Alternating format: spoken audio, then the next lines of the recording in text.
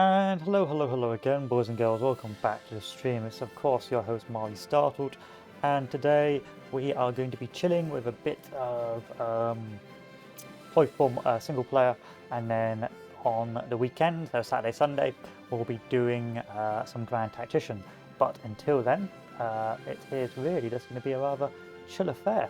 So I'm just going to make sure all my settings are up and ready to go, and they are. Wonderful stuff. Let me make sure I've muted my other mic. So I will be getting around to doing Japan. Bear in mind that I don't normally play Japan, so I don't really have any real guides for it. Just some general strategic oversight for what you may need to take into consideration when playing it. But I don't really play a lot of Japan or the East in general, so I won't really know the specific best builds for it. But that is for when the boys get on. Well, that's when Duel gets on Wednesday, and we'll be playing that instead. So, of course, Bulgaria, lovely nation, easy nation to play historically, pretty self-explanatory and nothing too complex. That's what we like to see on the weekend, something nice and casual to play, and then Grand Attack will be later on. What else am I going to be playing? Really, I'm just trying to look for games to play on the weekends. I know I've got to carry on that Gary Grigsby game, but I want to sort of avoid carrying on too much on that just yet, until I've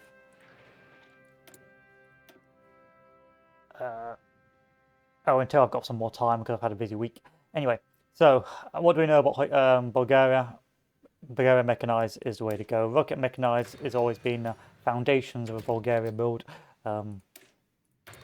because of the limited research slots and because it's fairly easy to do.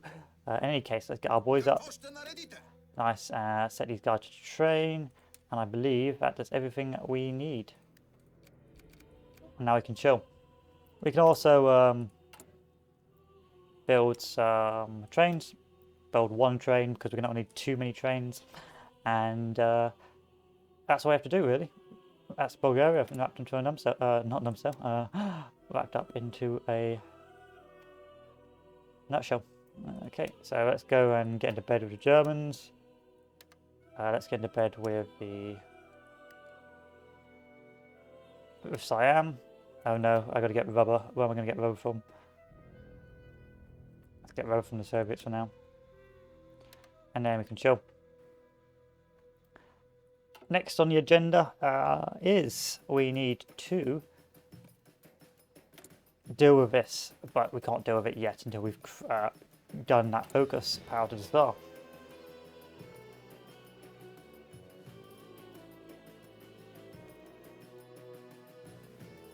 And then of course once we've done power to the star and once we've crashed the political parties, of course we go to war economy, and we of course go to free trade because we've got nothing to trade, so might as well go free trade.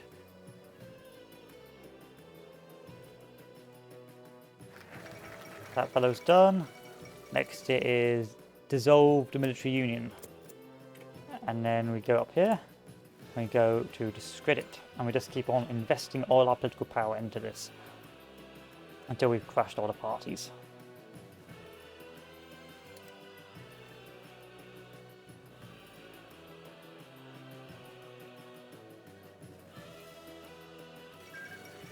There we are. Ethiopia has capitulated. Yeah, duly noted.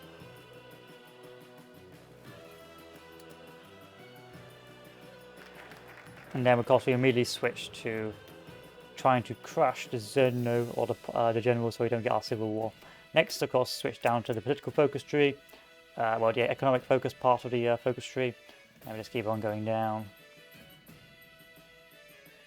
Okay, dispose of the Zevno leaders. Or Zeveno, or whatever they're called.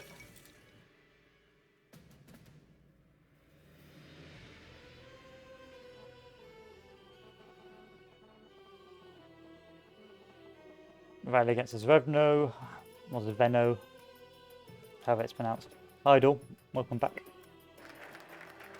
Acquire modern tools is of course on the agenda, and then we go down the improved road system. I haven't played. I'm waiting until you're on Wednesday before we play Japan. Let's do dispersed industry, why not? Yeah, indeed, happy Friday.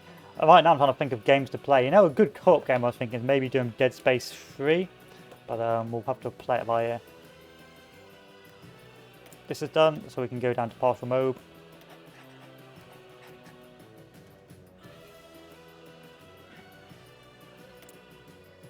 Wait until we get our next 20 PP so we can imprison the Zevno.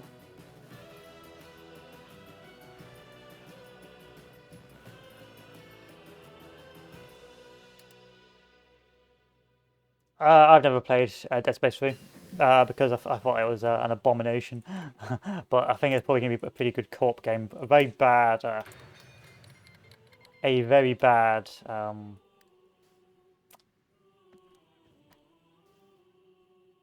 Dead Space game. Yeah, I think Dead Space 3 is a co-op. Probably one of the redeeming factors of the game, if I'm honest. Raid against the Zevno. Let's go with Invigorate National Industry.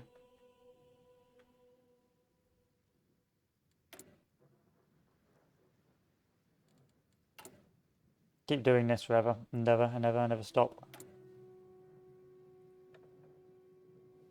Wow, naval experience, it's wonderful. I think it's on Steam, but I'd have to check. This is the start. I actually haven't done any proper research. I'm just seeing where it is on game. But I may be waiting till next month before I get it because I need to save up some cash. Because I've got some other things I've got to get off the system.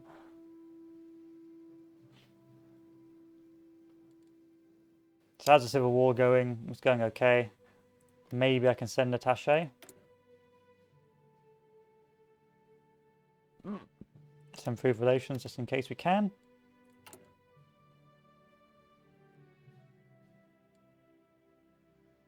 There we are. Zevno destroyed. That's all our PP and stability back up.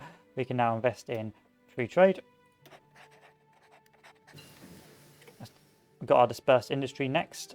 We can do some more research into our final bit of dispersed, or our second to final bit of dispersed industry. Invigorate the national industry. Yep, that's pretty standard. Back over here. Let's go for the extra research slot because we want that. Always want extra research where possible.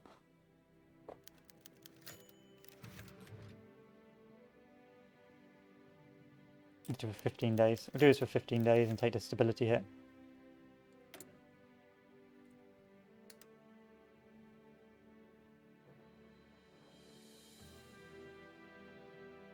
At the same time, let's make sure we get the Italians to like us. Make sure we get the Germans to like us because we'll need that for later on. And I don't want to forget.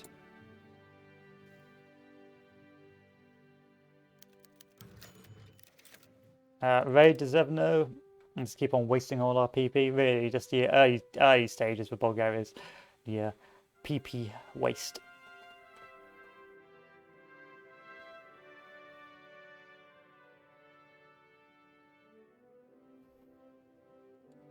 So once we've researched our motorized rocket artillery, we can then switch to mechanized. Alternatively, if we're feeling particularly greedy, we can just go straight down mechanized now and waste all our research doing that.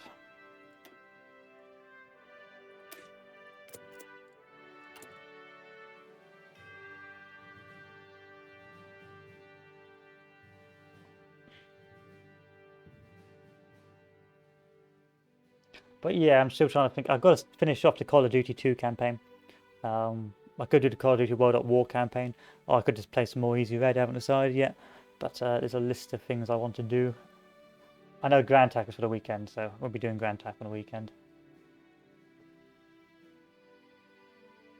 Why is this taking so long?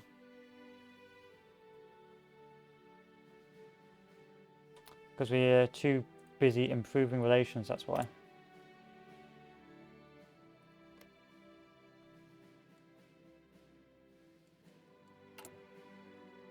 There we are. And then we can destroy the Zevno once we get the popularity low enough, which is nowhere near this yet.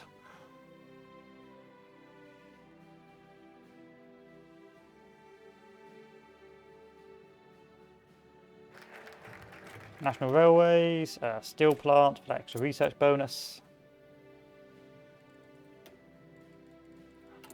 And then let's destroy the Zevno for the extra PP. Okay, construction's there. Let's go to the next construction. Then we'll hard research our dispersed industry as per usual. That will give us enough build slots to maintain the war effort.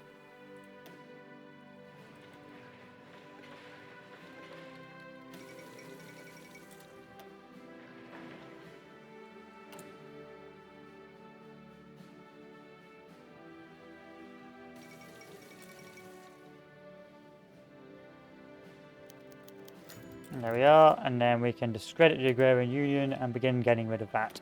So the next step in our master plan is go to our commanders and equip ourselves a General Theorist, which will be our army maneuver for the extra experience and the extra speed.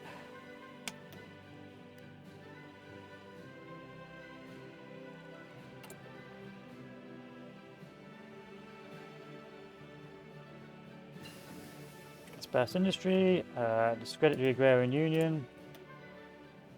This should pop soon, so I don't want to really waste that research slot just yet. Yeah, there's no need to waste that research slot just yet.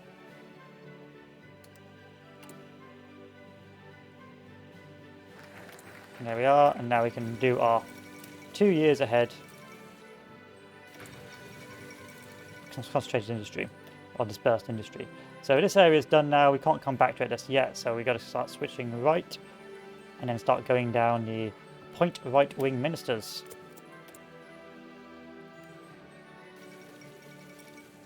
Rally against the Agrarian Union. Yeah, no way still. It's just an idea to float. I know there's also that zombie game coming out on the 4th of February. What's it called? I've forgotten the name, but that's a co-op game as well, up to 4 players. So we could also give that a go if you're feeling that way inclined.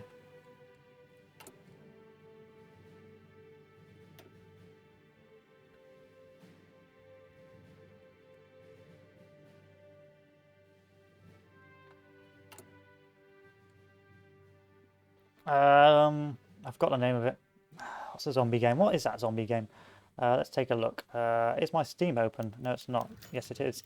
It is. Make sure I pause this, otherwise I'm going to forget. There we are. It is called Top Sellers Dying Light 2. And yeah, Project Zomboid is not as good. It's not very good. It's just Twitch bait. It's Twitch streaming bait. That's all it is.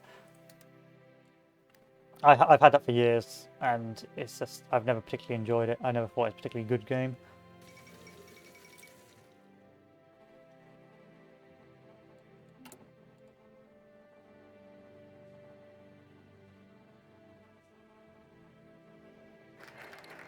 Yeah, the Chinese at war. That's fine.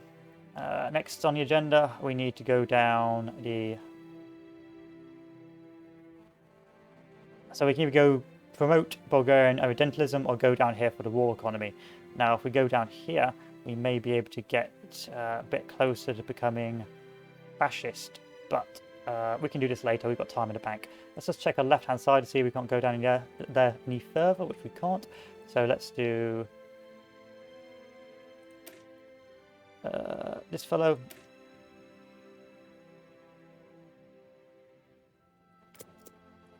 Because I want to go fascist before the war. Otherwise, it's going to take ages. So then I need a fascist demagogue.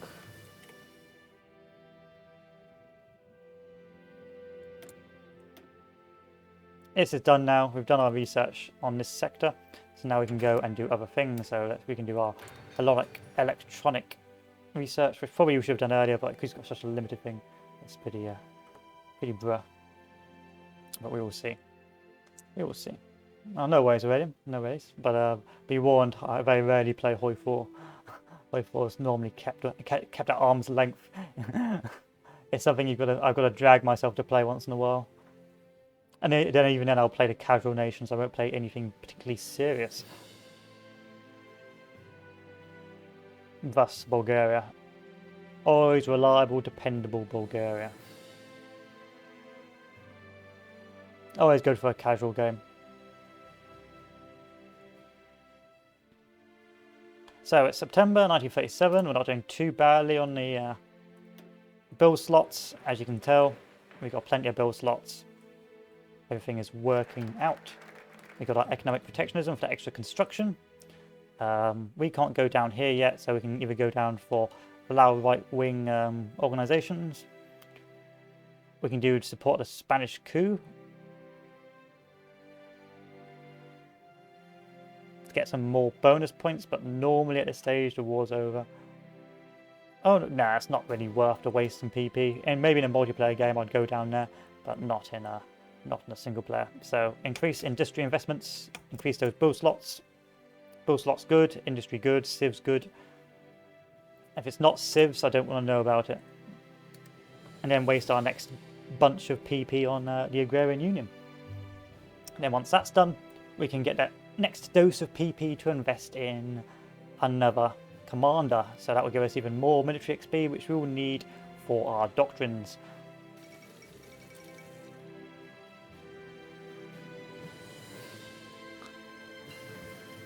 There we are, electronic engineering. We can go down radios with a reinforced rate. Gone for good. So what I'm going to do is I'm going to be a cheeky boy and send an attaché to Japan. So send attaché, he doesn't like it, let's improve relations. Then let's legalize the National Socialist Movement. And that should get us pretty close to that 30% limit we need. We can also try and go fascist now as well, like open political discourse, but we're not going to do that just yet because we have other things on the agenda, which is first sending a attaché, which we're not going to be able to do yet, but that's in the works. So we've researched our rocket artillery. This is a staple for Bulgaria. Rocket artillery, mechanized, generally is the rule of thumb. So now we can start researching other things like logistics companies, which are pretty important. Once the Japanese like us, we can send an attaché. And then we will open up political discourse. And as soon as we get at 50% rise of fascism, we will switch to National Socialist. Next is Japan on Wednesday. So we're going to be doing a Japan playthrough on Wednesday to talk about it. I'm not very good at Japan. I very rarely play it, but I generally understand from what I've played in multiplayer games the limitations of Japan. Japan can be a very difficult country to play, if I'm honest. It's actually a very awkward nation because if you think about it, I don't want to go into too much detail.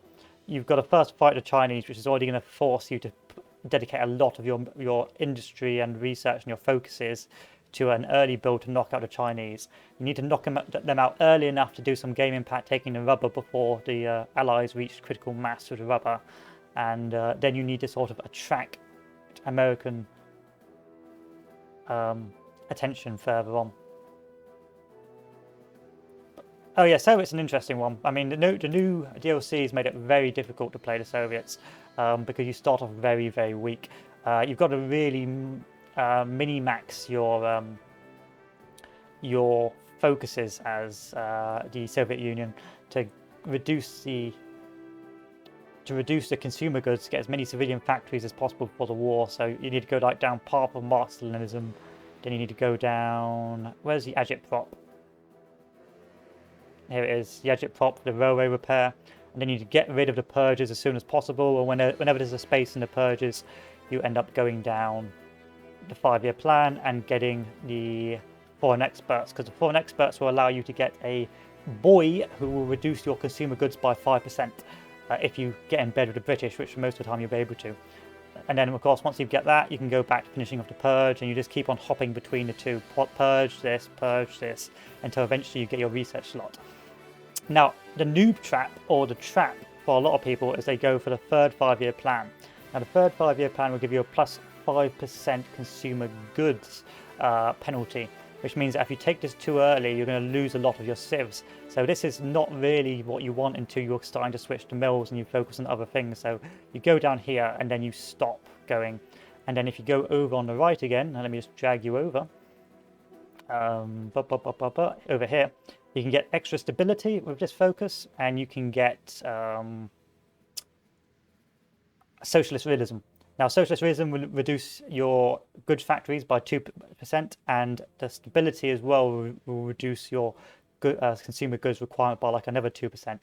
And then you've got focuses will also reduce your consumer goods by 5%. And so all of this adds together to form sort of a civ bomb, which allows you to bomb it up. So once you get all those, then you're starting to run out of time here. So once you get all of those, you then run all the way over as quick as your little legs will carry you and begin. Normally at this stage, I would begin going down third 5-year plan, shift armaments production and optimize production lines for the construction speed plus 10% for mills and the factory output plus 2% and the extra bonus to production. From there, you are desperately running out of time and you've got to go down, strengthen the mobilization plan and really get to military organization before Barbarossa. This, of course, means that you don't have a lot of time for the flights or the navy or anything like that. But if possible, once you've started the war, finish off your military focuses and start investing in air and hope for air land lease.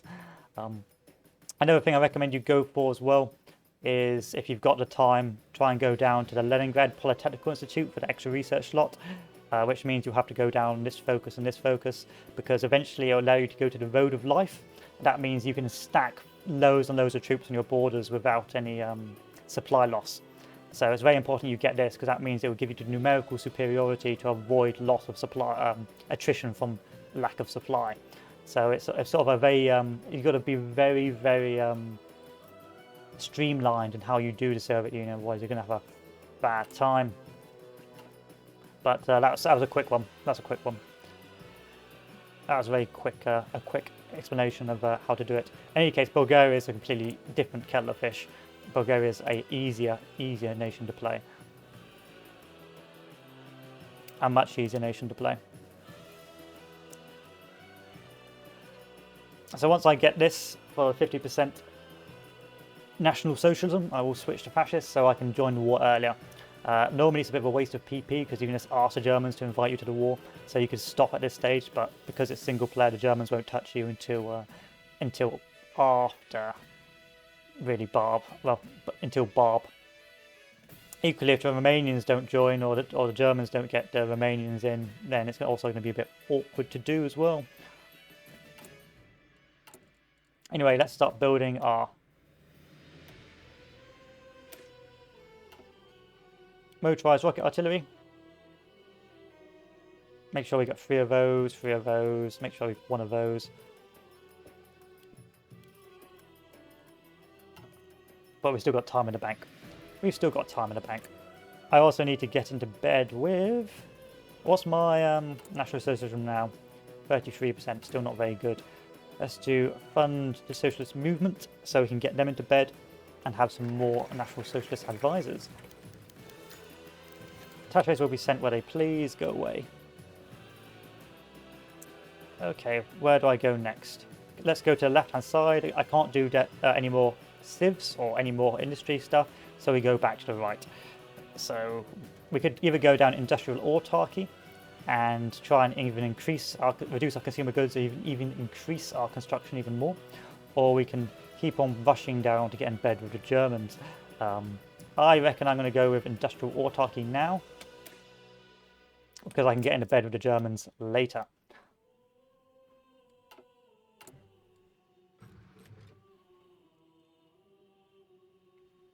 In the meantime, we are hard rushing our mechanized equipment, because what you can be as Bulgaria is the Axis's mechanized supplier if you can get your civ count up high enough, which we'll be talking about our civ count in a second. So it's March time. March time is normally when I begin the mill switch of doom, so we'll end this, end this, and begin our mill switch. Hello, Virgil. Welcome to Bulgaria play. Fun times in Bulgaria land. Next on the agenda is support weapons. Is it support weapons? I'm not sure what to do. We don't really normally do tanks as Bulgaria because it's not economical for Bulgaria because it doesn't have a lot of supply. We can go down artillery if we so desire. Or engineers. Let's go down artillery. Why not?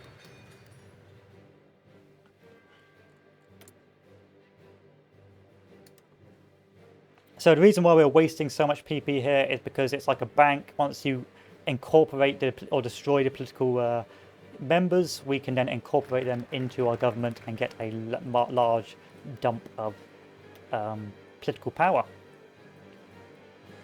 So if we go down here, we will get popularity of fascism up. So we'll do this as well.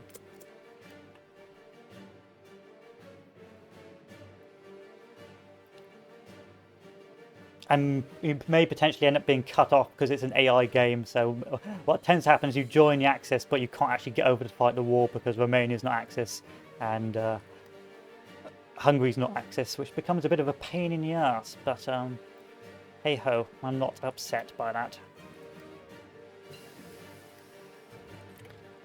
Logistics companies. So the reason why we're doing logistics companies now is so we don't become a drain later, and we have a large, a very healthy amount of logistics for Barb.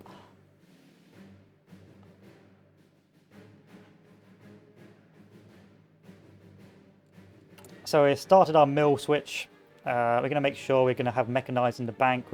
Because this has been sort of a stealth buffed, how easy it is to produce trucks now as Bulgaria, because it used to be motorized rocket artillery as Bulgaria, but that now has changed, and now, well, it hasn't really changed much, but now you can make even more as Bulgaria, because motorized is a dime a dozen. You can really drown in the joys of motorized as Bulgaria. Bulgaria is a fun name. This playthrough is just to do mechanized rocket artillery and see how much mechanized we can mass produce.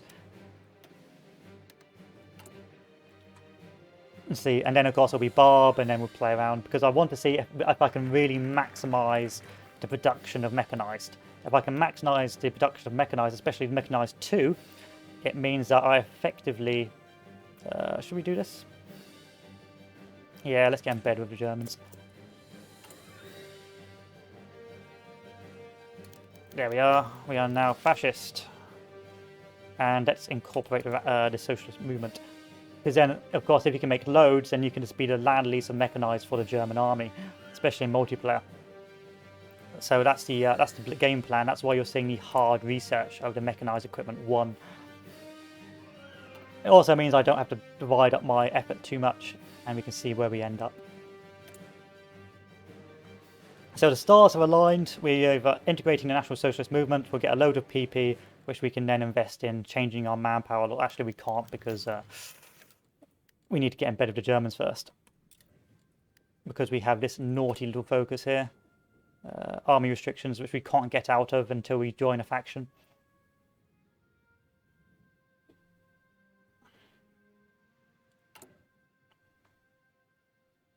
We are at war economy, are we not? Yes.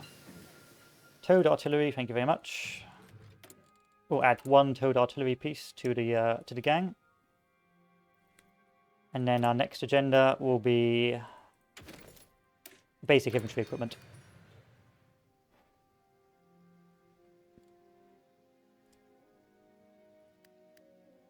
So the joys of doing a hard research into construction, really, well, the big limitation for Bulgaria is it doesn't have enough space.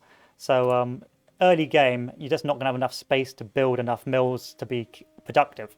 So a lot of your hard research is initially using 2 of your research slots to research dispersed industry and concentrated industry. So you've got enough build slots to keep on building up the war machine.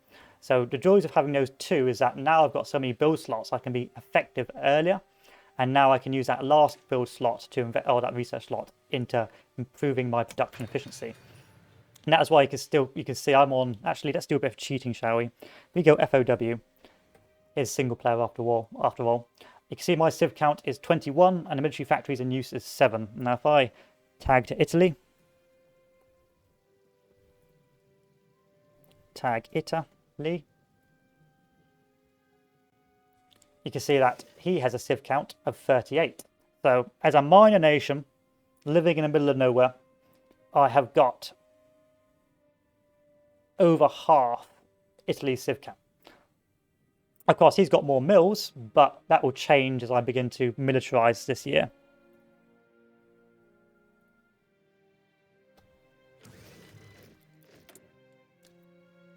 So the next step, this is where I sort of get a bit fuzzy in what I should be doing next. I think I'm doing this, so I rush as quickly as possible into the Axis, because I don't want to be cut off from the Axis, which is a bit of a pain. Okay, we're good here. Let's approach the Germans so we can join the war as quickly as possible. And when will our production be finished? So we'll be just in time to begin mechanized production. In the meantime, we've got so much PP, I don't know what to do with it.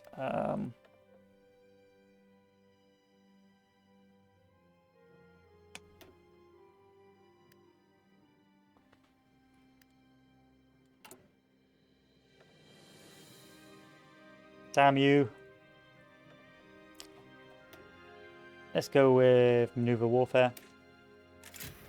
And then I'm going to run out of XP, which is a big limiting factor for the Bulgarians, because there's very few opportunities to get your military XP up as Bulgaria.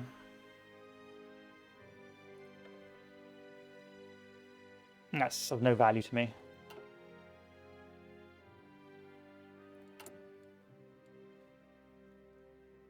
Now we can just chill. But Bulgaria is my favourite nation because it's for such a small nation, it can have such impact and it can be so useful, and it hasn't got really many strategic considerations to worry about. Yeah, Bulgaria is my favourite nation.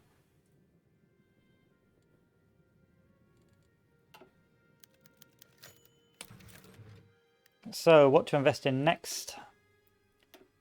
I can't invest in any of this, so we may as well look at other things to invest in. Let's invest in... That's a bit useless to me. Army logistics. And then I may have to do a little bit of soft cheating to get the Romanians to join the Axis and all that jazz. So I can actually move troops over to France. Otherwise, it's going to be a very boring 2 years of me doing very little of anything. Because I'm sure I can join the Axis.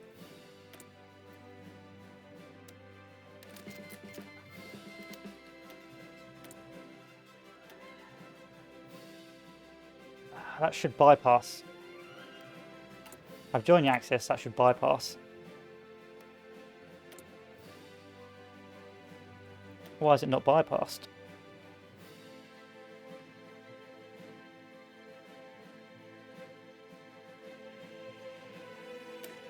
What a waste. Oh, I can bypass it, there we are.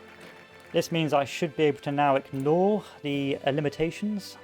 Yeah, refuse army restrictions. But I need 50 PP, so I've got to wait 1 turn. The stars are aligning, there we are. And we are out. We are good to go. So that means I can now do what I like with my industry, or with my military. I'm not going to bother with any of this because I want to do more economic stuff at the moment. So let's go back over to the left. Utmost optimization. We're now ready for the war. I'm not going to bother building divisions yet. I just want to see if I can get this before 1939 when I can be of use. Whoa, no, that's because that's not my country, that's why. Like, why is there AI in my country? It's not my country, that's why. All of this now is pretty much useless to me. I don't want your stuff. And we can pretty much chill. How is my logistics doing? Pretty bad at the moment. 2 of those for you, thank you. And then you guys can stop training. In fact, I'm tempted to delete you, if I'm honest. I don't really need these troops. Which is great.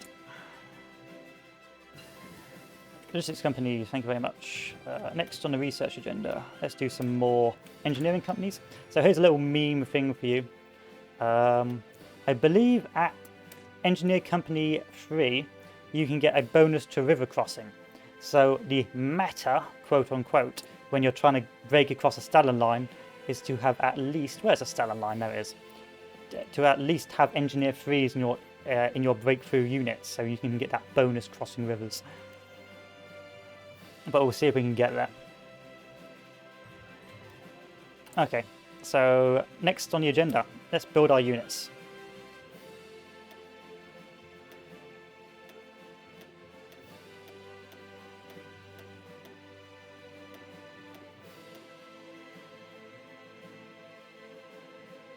.30 org. Okay.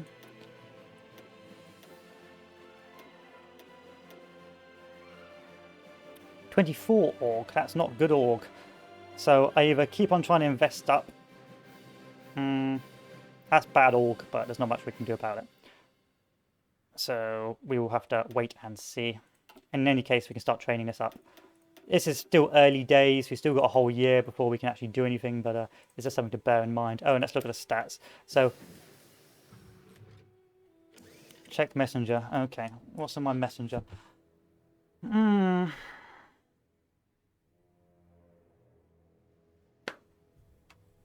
Hail Chancellor. Okay. I don't think I'm that guy. No, I'm Histo Lukov. I'm Histo Lukov, unfortunately. I've checked the messenger. You have to tell me how to add you, because I'm not too sure how to do it. I think you've got the wrong guy.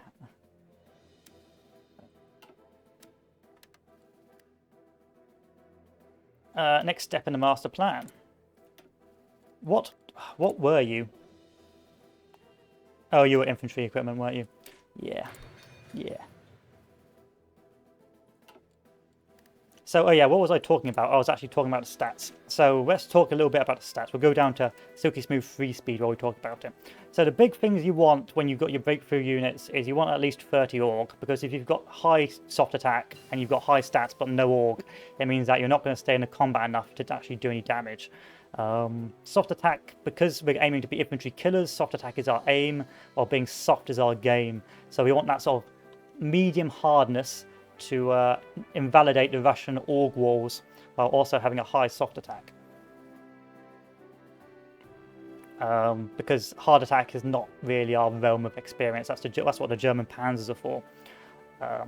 Breakthrough is also nice to have, but that will come in its own once we've researched enough doctrine. And really, that's all there is to it. Really, just trying to make a high soft attack, okay org with an okay breakthrough with an okay hardness, and that way you'll be able to just melt the Russian blobs. So we're optimized boys. We'll go back over to the right. The Italians don't like us, I don't know why. I like getting corporatism, because if I get corporatism I can get extra civs, and extra civs are good. So immediately get the Italians to like us. No, let's not justify a war goal.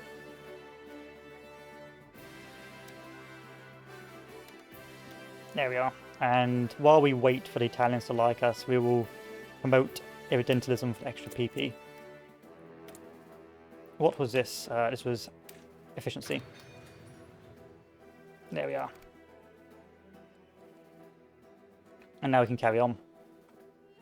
A pretty easy, streamlined build. That's a good thing about Bulgaria. It's pretty streamlined. It's just one-dimensional. You just focus on one thing, and that's your main goal. And here we are. We're reaching to our mechanized dream. However, I don't have a lot of military XP, which is letting the team down a bit. And I can't afford any of these guys either. I would like more military XP.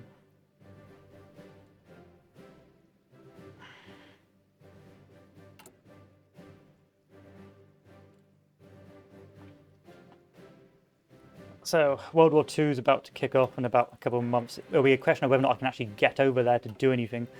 So I'll have to see if I can do some tag switching to see if I can get the Bulgarians to join, or whether or not I've got to declare war on Bulgaria or anything like that.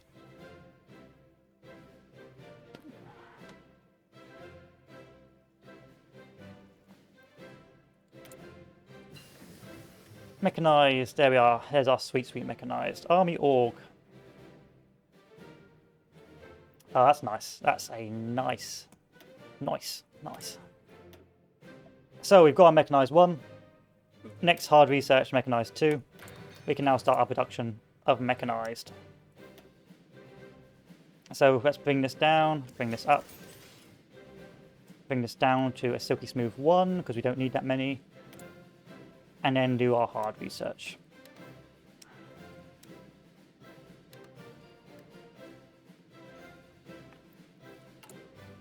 So this will mean that over time, this division will become more mechanized as we add more mechanized troops, and generally will become more useful.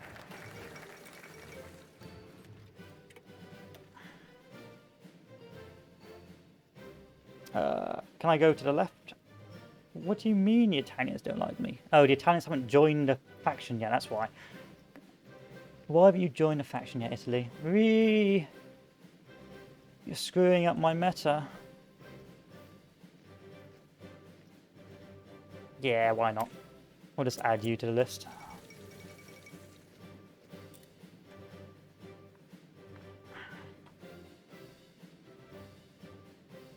And now we wait.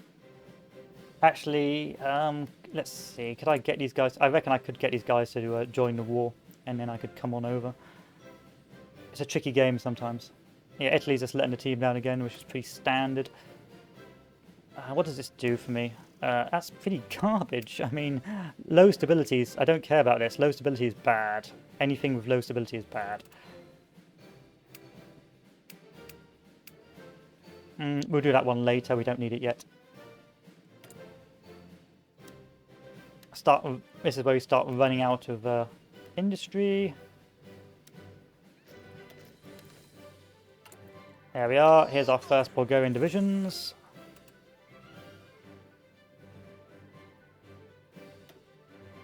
Go for the highest hard attack, where it's got cavalry for that motorized plus attack 12% and that mechanized plus 12 attack. So this is why Bulgaria tends to become the mechanized babby, is because it has a lovely command of that cavalry leader with some solid attack stats who can be of great use. Next step. He's the only guy we have. So guess what? And then you're going to go over there. So I'm going to make about 4 divisions. These still aren't ready yet. These aren't full, ready to go, boys, but they will get there. And we'll turn this to motorized. And there we have it, our 4 divisions. In the meantime, let's upgrade our cavalry commander. So we can immediately upgrade our cavalry commander to give him combined arms expert for the motorized defense and the mechanized defense, or the cavalry defense. So of course we're going to go for the combined arms expert. Next on the agenda, we don't really need that. That's of no value to us.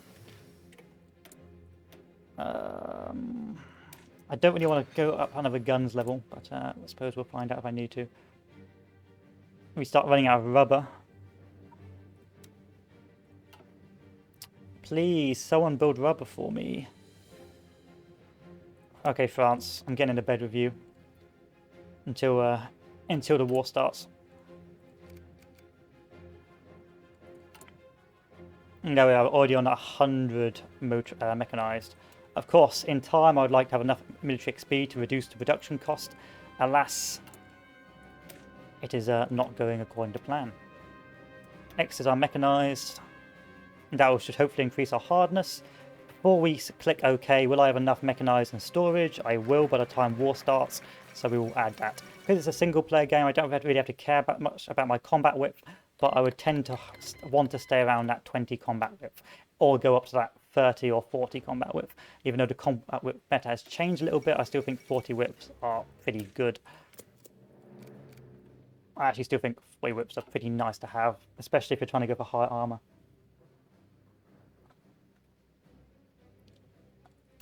I'm thinking how AI's... Yeah, so the problem with an aggressive Soviet, especially with the latest DLC, I mean, the AI could potentially do it, but it's very difficult. The AI is gimped from all its national penalties. But the key problems of a aggressive Soviets, at least before all its reforms, or before the Barbarossa, is the fact that it gets so many penalties to its armies in terms of organization, which makes it pretty pants. Like really pants, like pretty awful.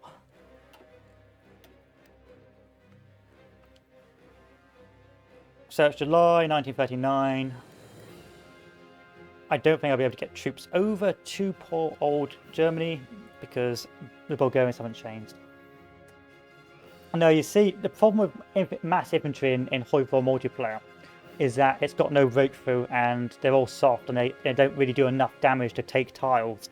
And so as soon as they come across a tank or a mechanized or something with at least a little bit of hardness, or it just gets stomped. So the only way you can win with like a mass infantry, and especially in multiplayer games, is if you've got mass air superiority and mass CAS. There used to be a meta of just like 14-4 infantry artillery spam, but that died with changes, and so now, unless you've got at least 2 of the 3 arms, being air or land or armor, you're not really going to achieve very good breakthroughs. So, although in defense, human wave is pretty good. RT is not useless. It's just that it doesn't do enough damage, and you've got to like, in order to, if I was to make an RT breakthrough unit, I would have to put so much artillery in it to do enough damage, or do the same damage of a tank. Look, I mean, this is without the tech, so, you know, take this with a pinch of salt. But this is a soft attack of 209. I've had to put 2, 4, 6 artillery pieces in. That's garbage soft attack. That's not going to kill anything or break through anything particularly quickly. So if I wanted to make something at least on par with a tank or self-propelled artillery gun, like 300 soft attack, I've had to like nuke half my infantry. And that means I've got an organization of 16. So it's very difficult to make a very good artillery unit. Of course, take that with a pinch of salt. I have very little artillery tech, but it means that it's not economical. It's going to take me for one unit with at least mediocre soft attack. It's going to take me 396 artillery pieces for this army, and you can't have that many. Yeah, and that's the thing. So that's why 14-4s for the all-round is pretty good, but that's without the artillery techs. Bear in mind, I haven't researched artillery tech, and of course that would change, and that's without doctrine as well. But for the most part, it's having with infantry to attack and take other infantry, you need more soft attack, and the only way to get economical soft attack is things like self-propelled artillery guns, CAS, or motorized artillery. Like, compare this to what I've got here. I'm pretty much almost on par.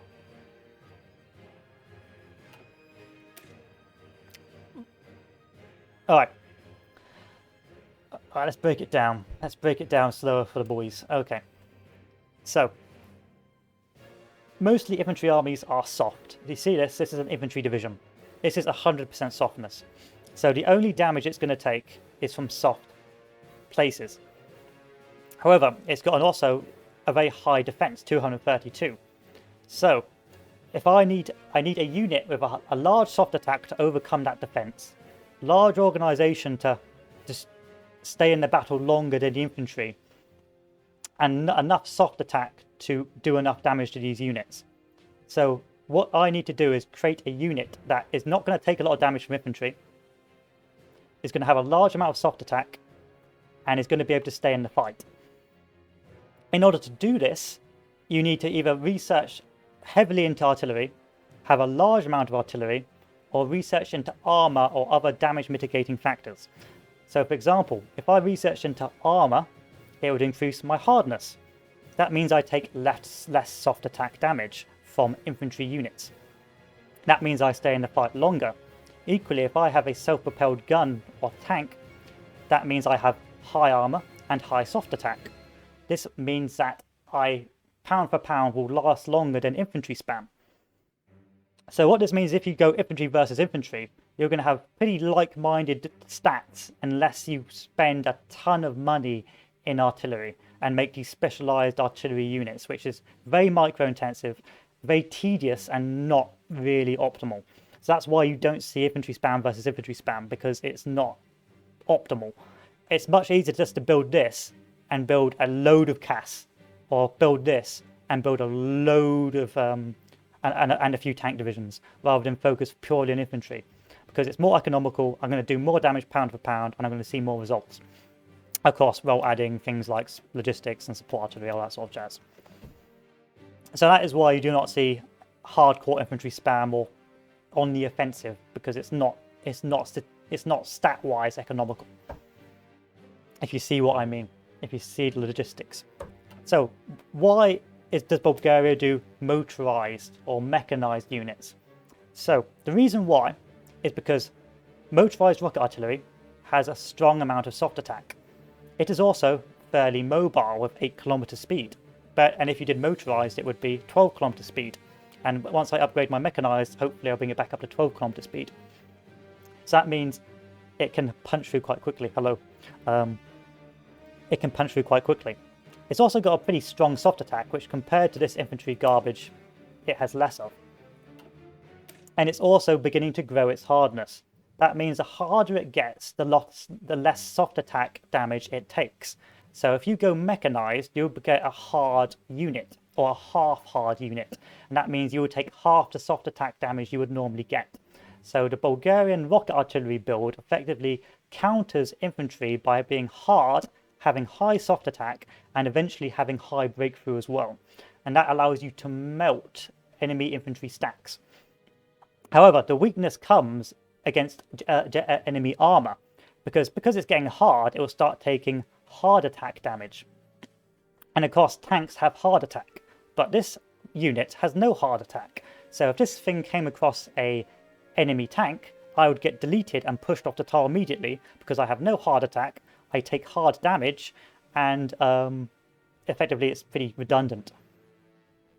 So you see, sort of start seeing the stats and how they all work together to sort of form this weird sort of meta, if you know what I mean. But it'll make more sense once I've actually built the divisions and they're actually where I want them to be. Right now they're not anywhere near ready.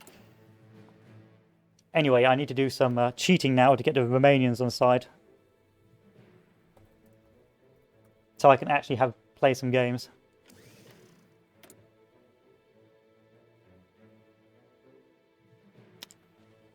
That's a shame.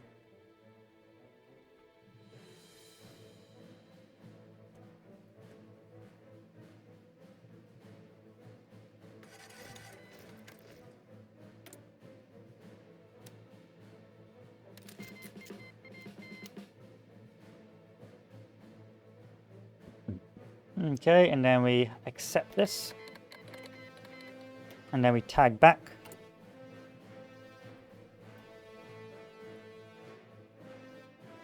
And then we go back to where we are. So I couldn't get the Romanians on side, but I could get the Hungarians on side. So most multiplayer games, Romania and Hungary joined the gang before World War I. Well, World War II, not before World War I. Unfortunately, because Romania is a filthy AI, it's pretty useless to me. That means I'm going to have to do some weird bending of the rules and do some silly things like this.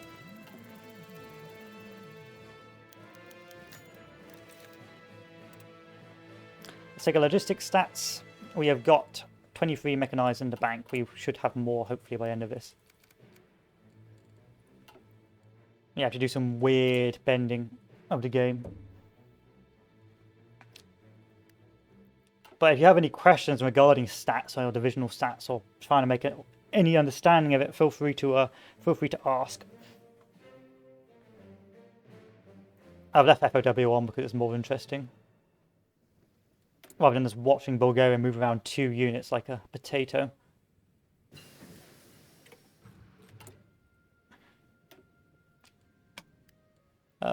We can go down Dispersed Industry 2 because we're going to run out of build slots. Next step is... oh yeah. Can I get another military advisor on here? No, I can't. That's a shame. That's a shame. What a shame. What a crying shame.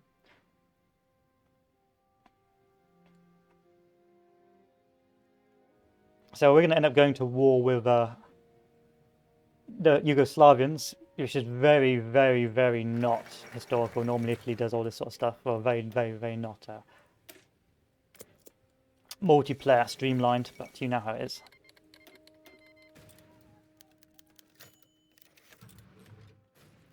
So let's watch the Blitzkrieg.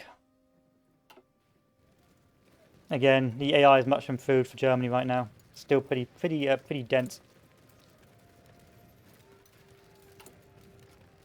Good. Let's build another one.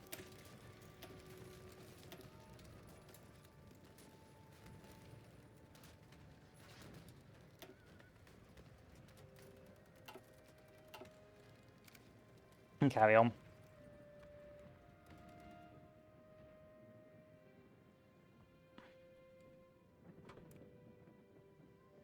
And we gotta hope the Romanians decide to join the gang. If not, then we're gonna have a bad time. It's gonna be a very boring next couple of years.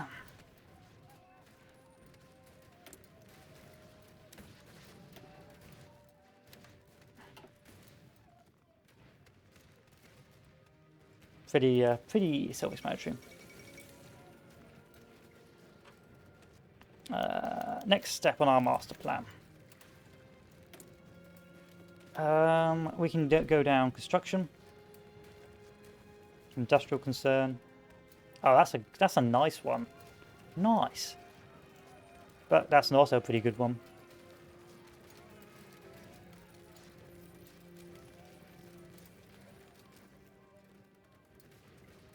We'll go for that one.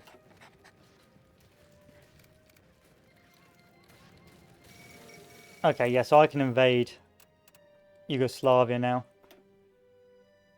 So first thing first, pause the game, see if Romania's willing to play the game. Yo, Romania. You wanna join the gang?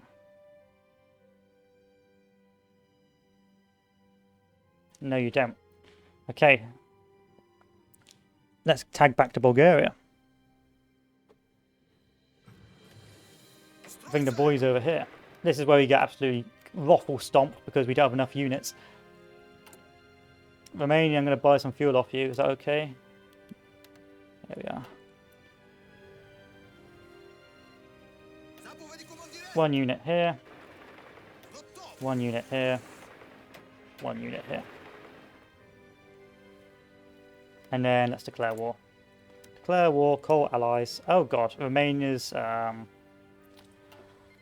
guaranteed it. I know what I'm going to do. This is going to be fucking genius. Oh, I'm a fucking genius. About to start a war with our fuel supply? I don't think so. And then we bring everyone over here. And while we're doing it, let's train these guys up.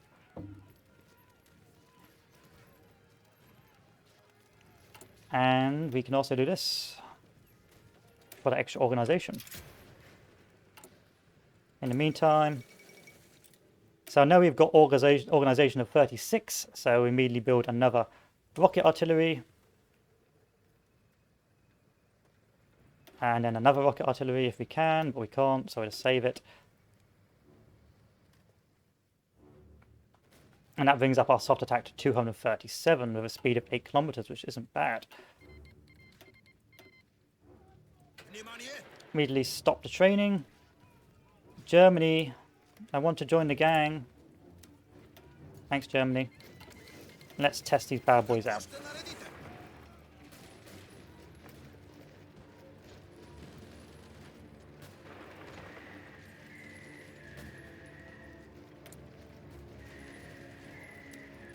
No one's got any rubber. Bruh.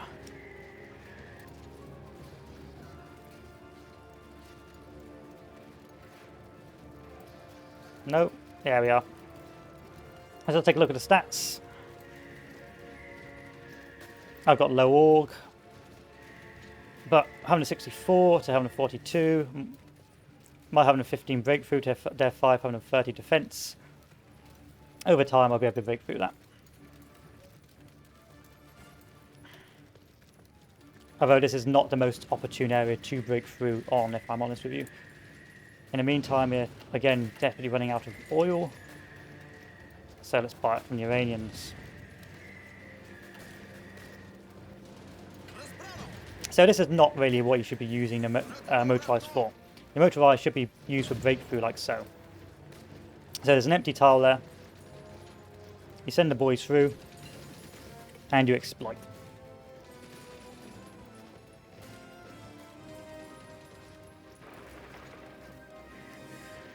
There you are, immediate deletion.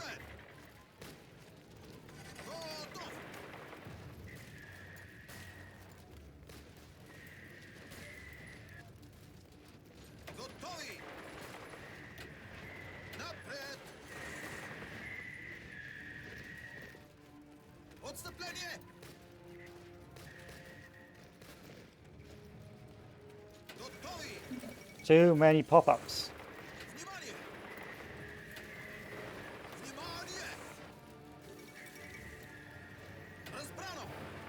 There we are. I don't know what the French are doing, but it's certainly not anything of value.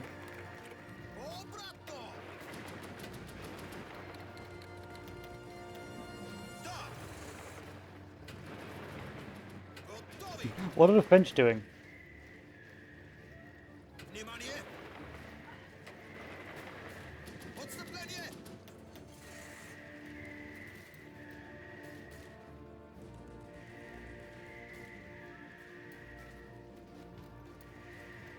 And because you've got that hardness... Alright, so how to counter the German attacks. So, it depends on what country you're playing as. In the vanilla game. And that is a very long answer. That's a very long answer. So what country are you playing?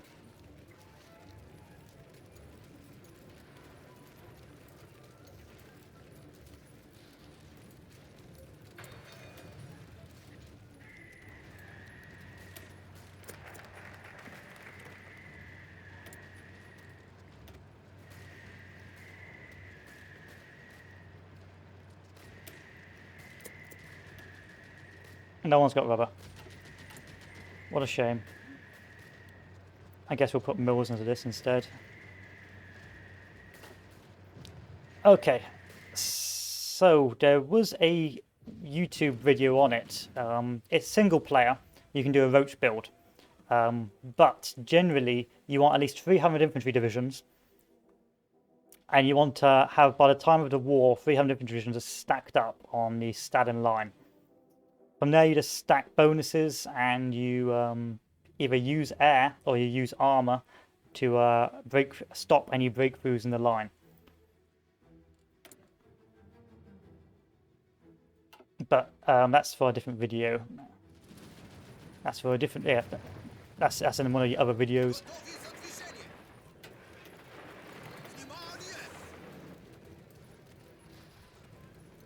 Can I use... Yes, I can. So this is what makes mechanized so potent. Pound for pound, infantry can't do anything to stop it.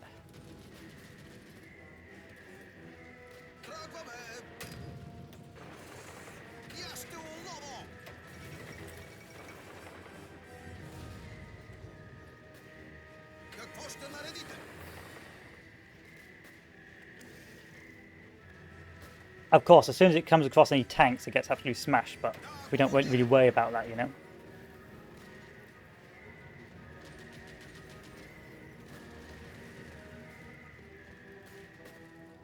Because I wish I could give you like an easy answer, but it's not. There's no easy answer to like how do you beat this. It requires like a build order, and it requires, you know, certain templates.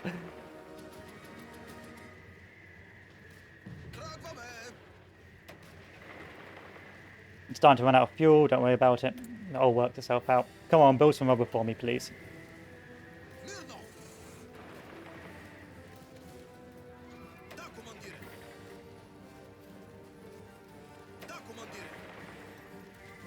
So you look at the stats, it's just my boys against their boys, and I'm just pushing through with my 2 units without any real issues or being held up in the slightest.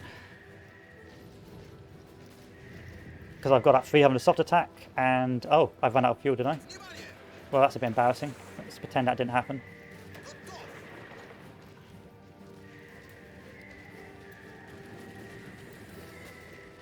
Oh, I got reinforced meme, that's why. I got reinforced meme. Yes, it's a bit of a slow grind. I'll just keep on filtering them through. And then that's Paris gone. Easy stuff.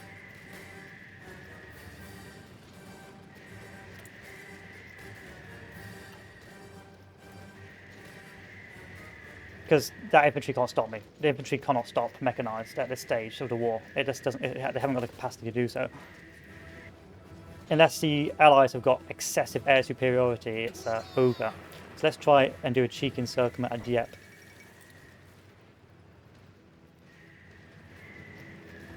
I don't know what happened to my previous. Where is that?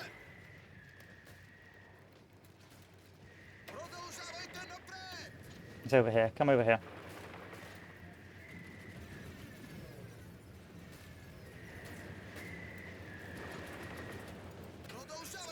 And so I can just walk my way. I can snake my way through. There you are. Circlement done. Easy stuff. And that is Bulgarian mechanized. So I would say that if you were trying to go into a multiplayer game with Bulgarian rocket artillery, if you can get 20 whips of mechanized rocket artillery, you're doing a pretty good job. And you should pat yourself on the back like a good boy. But if you can't, then it's not the end of the world because, hey, oh, you're just Bulgaria. No one really cares that much about you, sadly. So next step in the master plan is to keep on building these up till I get probably to about 30 width, if I'm honest. However, and here's the big however, I don't want to keep building mechanized because I want to have that org at that sweet spot of 30. So if I just keep on building rocket artillery, there we are, and remove one of these, that works. And then we can slowly start changing these out to become mechanized. So these guys have got a nice soft attack of 273. They got pretty good hardness, but of course they're not perfect yet. So the next step will be adding these to make these more mechanized.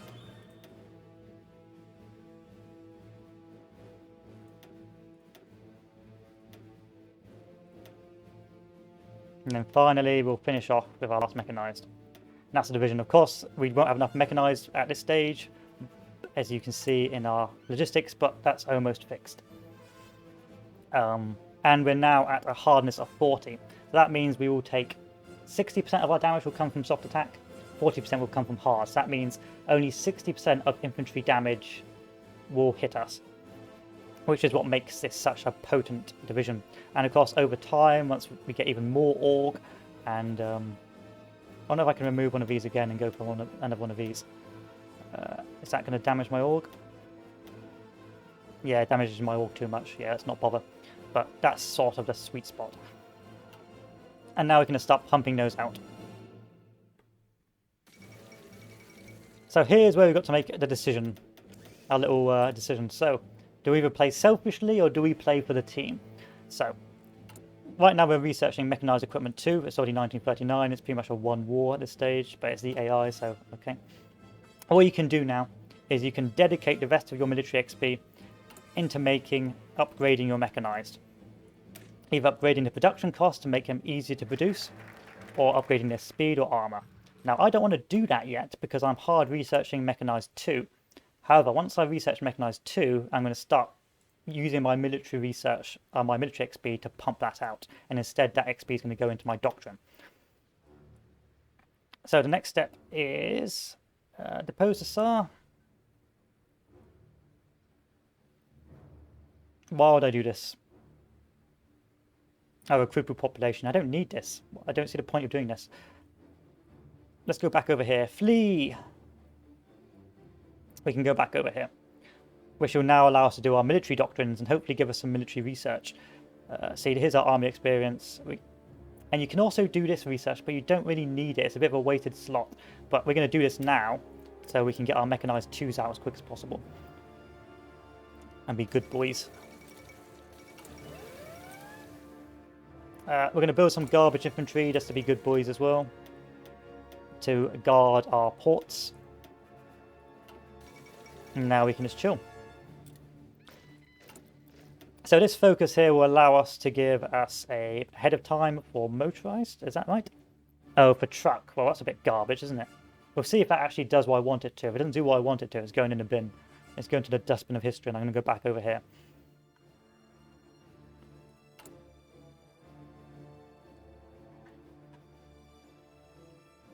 Hello, Virgil. Welcome back. Welcome back.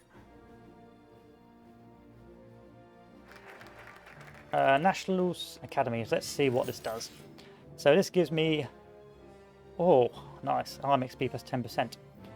And war logistics.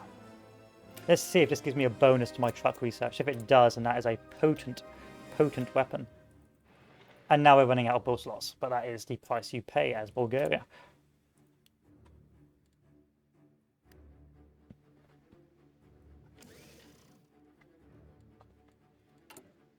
So our next research will be further doctrines. And this will increase our org, is that right? Our max speed, no, it doesn't increase anything really apart from reinforce rate. Bit of a garbage bum research bonus, but hey ho. Anyway, you can see the damage we've inflicted as well. Let's take a look at the damage we've inflicted. So we lost in combat in France, 457. So we lost 33 mechanized divisions of units, 38 rocket artillery. They lost 1,710 equipment. So really not that bad, with a win rate of 76%, which isn't too shabby.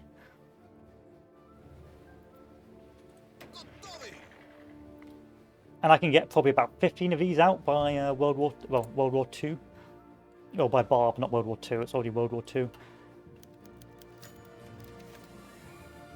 So this is where you'd be begging for potentially Germans to give you some convoys to go and fight over here. But often, because the supply is so low, you'll never be allowed to fight over here as Bulgaria. So you spend the next year or so just twiddling your thumbs until Greece gets eaten or Yugoslavia gets eaten or whatever gets eaten.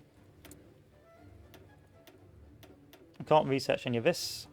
Anything valuable there? Nope. Let's go up to limited conscription. Why not? Let's kill time. And now we've ran out of build slots. So a lot of people, especially in the multiplayer community, will screech at you to rush all the way down to a path towards Greater Bulgaria as quickly as possible. Oh, that's wrong. Is that right? Yeah, I think it's right. This will give you war economy. But that's pretty pointless because you're going to run out of build slots anyway. So there's no point in doing that. Instead, it's better to go down and build quicker than gain that war economy. So what should we do next? We could build up our infrastructure. We could build some fuel silos. We can't actually build any of that. Let's build up the infrastructure. We could be really nice. Yeah, let's be really nice.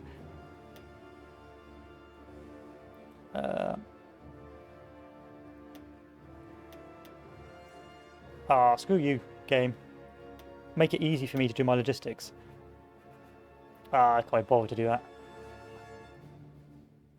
I can't be bothered to do that. That's too much effort. No one's got time for that. We're just going to build up our stuff there. There you are.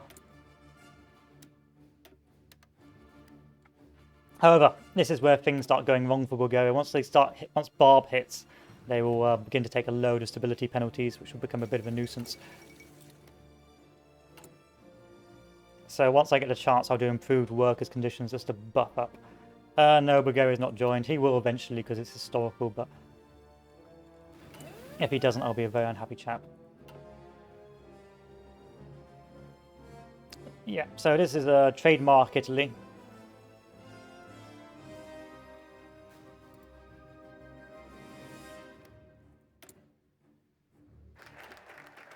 Let's check to see if I can do what I want it to do. So if I go over here and say research this, and then go back. Oh, that's nice. That is cheeky.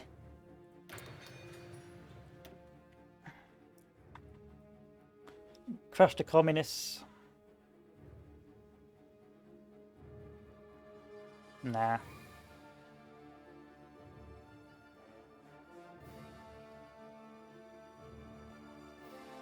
Nah. Oh yeah, I know what I was doing. I was going over here, wasn't I?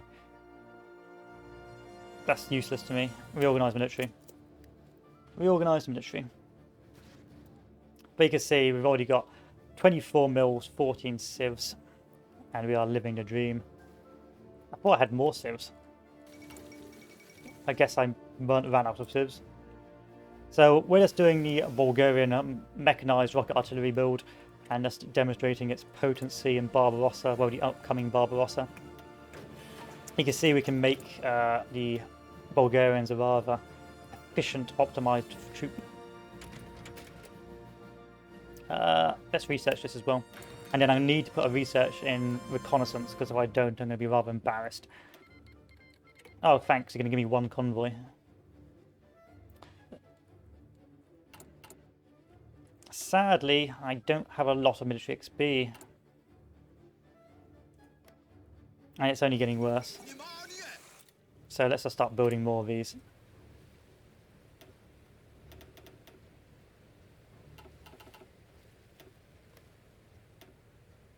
So. Yeah, we'll have a revenge, why not? Put these guys on the border, because we'll be going to war soon. These guys become our garrisons.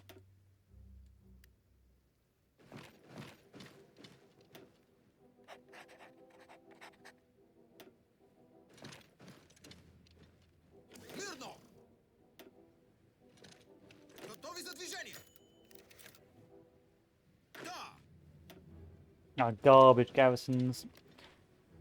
And we'll spread these guys out on the border for the impending war.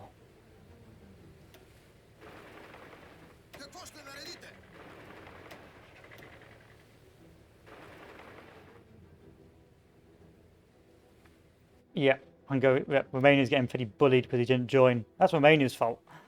Maybe my fault for manipulating Romania a little bit, but hey ho, we're going to improve workers' conditions. Now, I know what you're thinking. Why are we improving workers' conditions?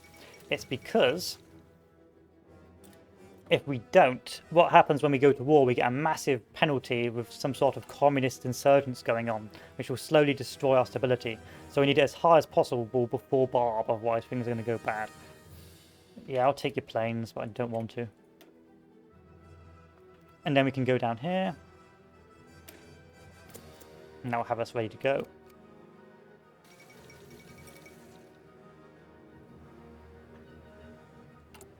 What's our stores like?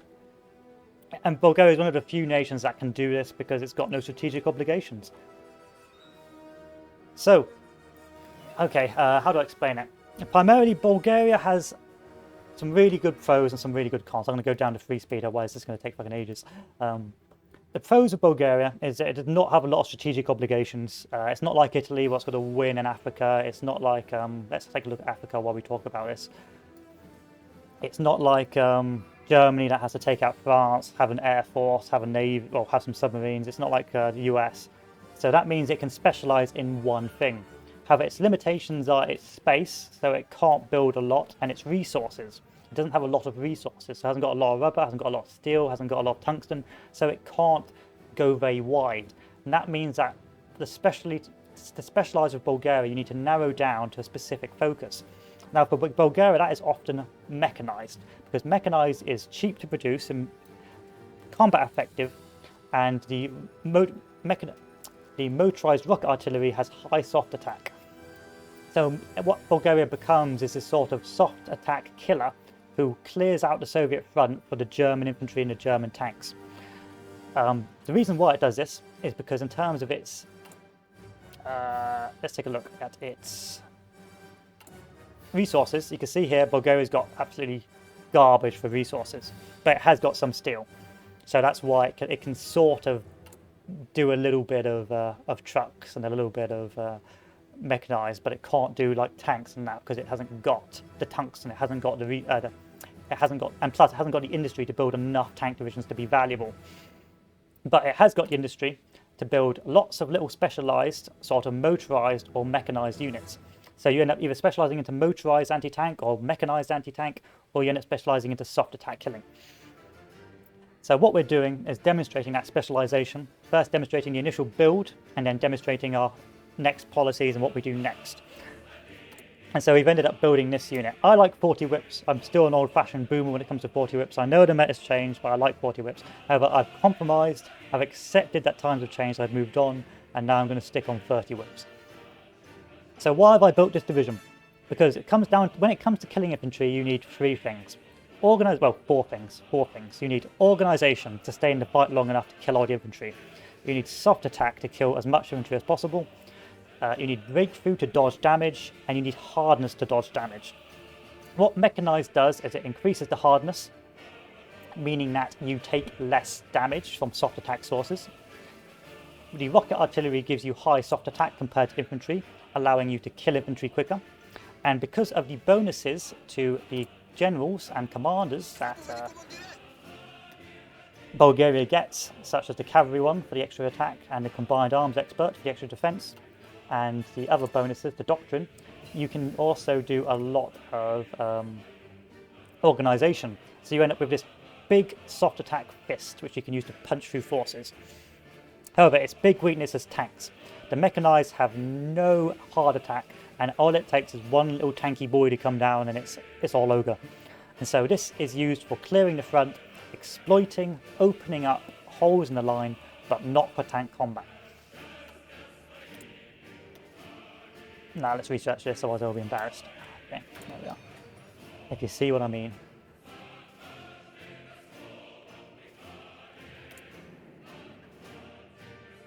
Come on, give me another one of these. And so now we're just going to sit back, we're going to chill, we're going to wait, because this is not really Bulgaria's thing. Bulgaria does not go to North Africa, it takes up too much supply, and no one is going to give you convoys because that's Italy's and Germany's thing. So you just sort of sit back and do nothing as Bulgaria for the next hour in multiplayer games. So that's why Bulgaria tends to be the mechanized boy, because it's got the industry to make mechanized, it's got the bonuses to make good mechanized, and it's small enough to make lots of it and not have to have, I don't know, infantry on the front line. That's going to cuck me, I know it. Let's deploy more of these. Bit embarrassing.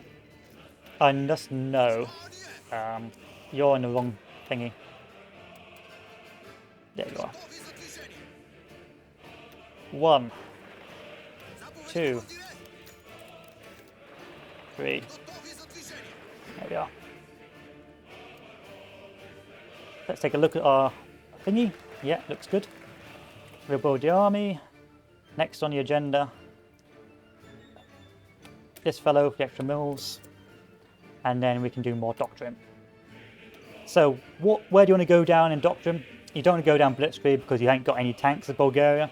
You want to go down here, and the reason why you want to go down here is because it gives you more bonuses to motorized, more bonuses to mechanized, and later on it also gives you bonuses to org. And the higher org you get as Bulgaria, the more soft attack you can pad with your motorized rocket artillery. So 1, 2, now let's take a look at our stats now. See, our org is now at 36. That means we can bump this down, potentially, get rid of 2 of these. I may have to get rid of 1 more. Take a look at our org, still not good enough, but still, so we're not going to change up. 30 org is always the baseline. If you go lower than 30 org, you don't want to start building like breakthrough units because they're just going to get smashed back, so we're not going to build this. So all this has really done is it's buffed our organization, which means that we'll stay in the battle longer, but it means we won't be able to buff our soft attack, anything like that, but hey ho, it is what it is.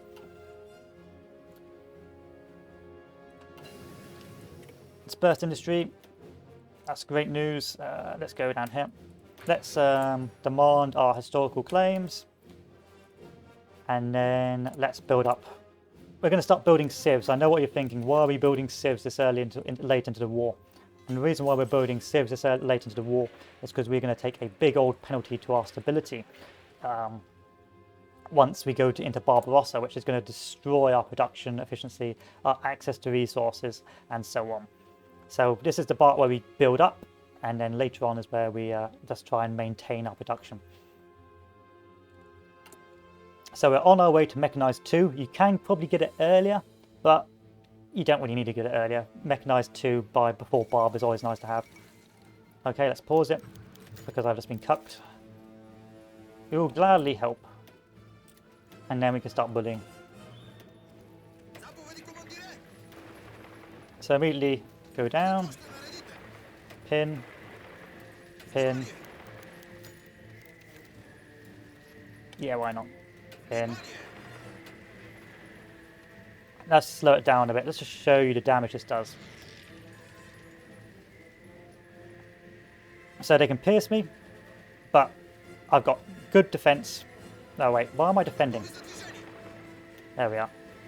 Oh, I've got some armor as well, so some of these units haven't actually got any piercing, so that's why I'm doing so much damage. Oh yeah, you get some armor as mechanized, so that's also a good thing, especially as against most AI. But against multiplayer, you'll normally get pierced. But this can just delete. This is not even remotely complex. Let's delete that.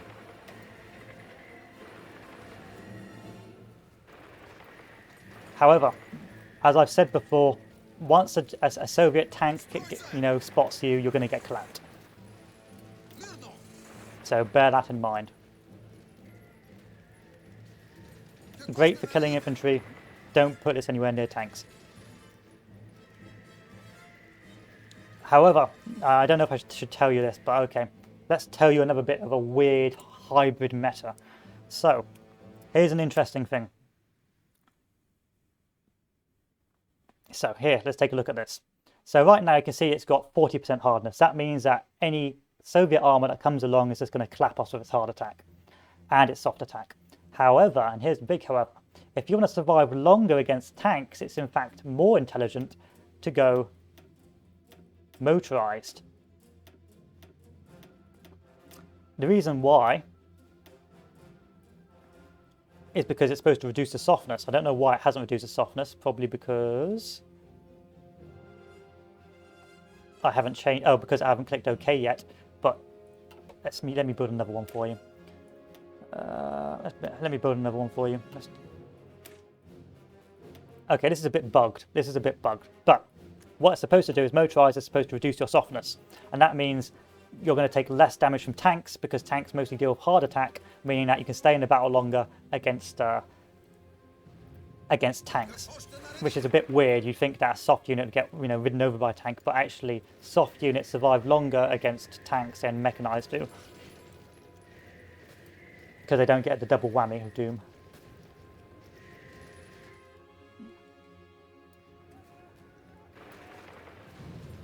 However, it means, of course, it makes you a bit weaker against infantry, so bear that in mind. Bear that in mind. My trains are getting bombed, but I don't care that much.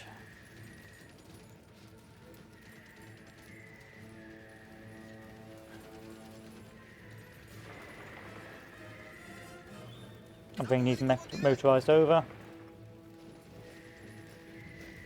So we're fighting in mountains, we're going to take some attrition, but we're going to be fine. Now we can go back at free speed. Now I need a drink of water. All this talking's making me thirsty.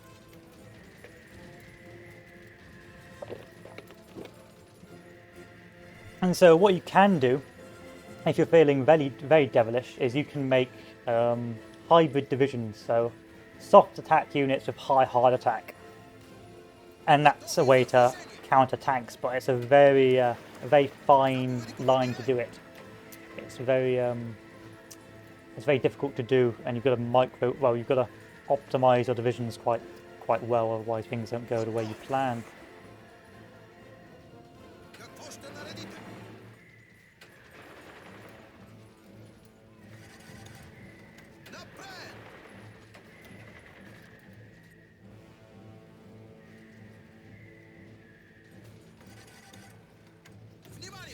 There we are. That's most of that encircled, almost encircled if we took the port, but that's not going to happen anytime soon. And without supply here, so... Oh yeah, base supply mechanic.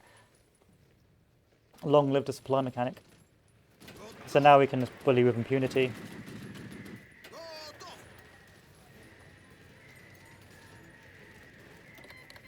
Yeah, give me some convoys. No one mind some convoys.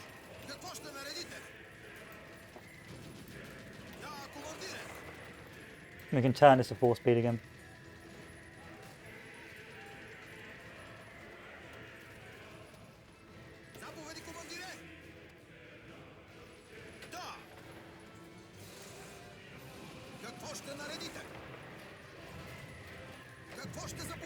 Don't really want to attack this because it's going to take a load of my mechanized away. I'm just going to stand here and do nothing. Because I've got no fuel. Because of the base supply.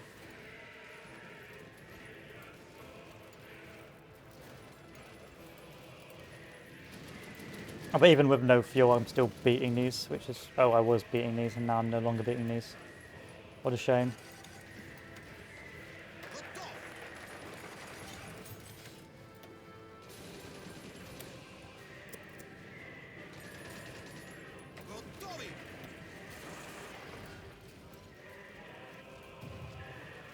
Go on, give me that fuel.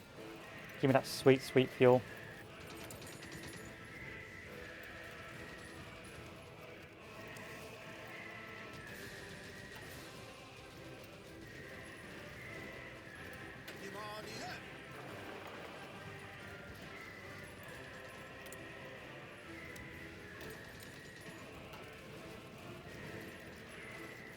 So we're going to take some time, so let's go bring this up to full speed.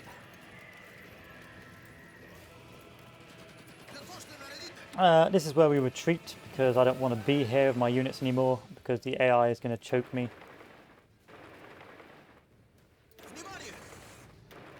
And that's, again, the limitations with this stuff now as well. Let's build some more infantry.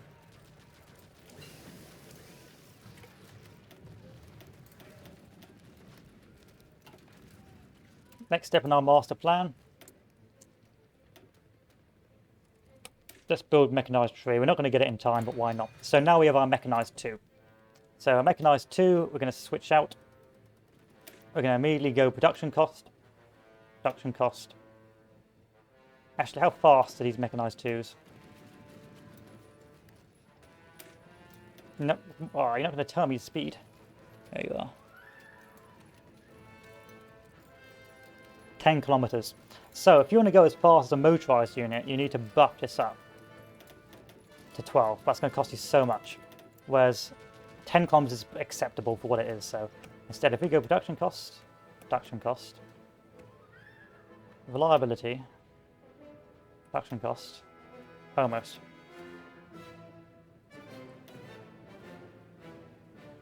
And then see how many of those we can churn out.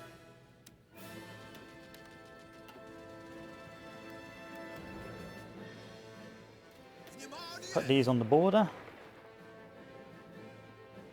Because I'm going to feed Germany, it's motorized, it's mechanized. Once let's say I get 20 of these divisions, I'm going to start feeding Daddy.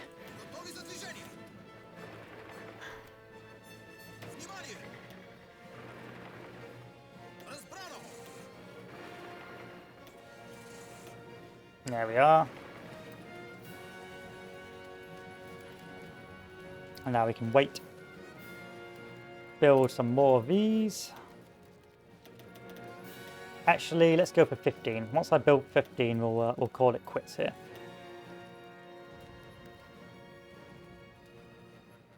In the meantime,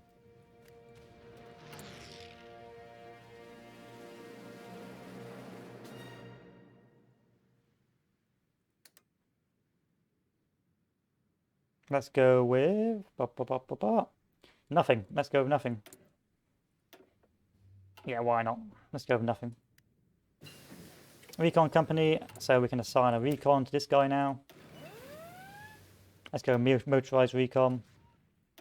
And now we've got a sweet 300 soft attack, which is more than enough to kill infantry.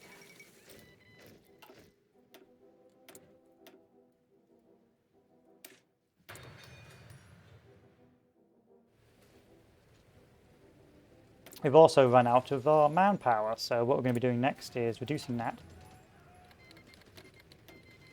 Reducing that. And just dropping one over here.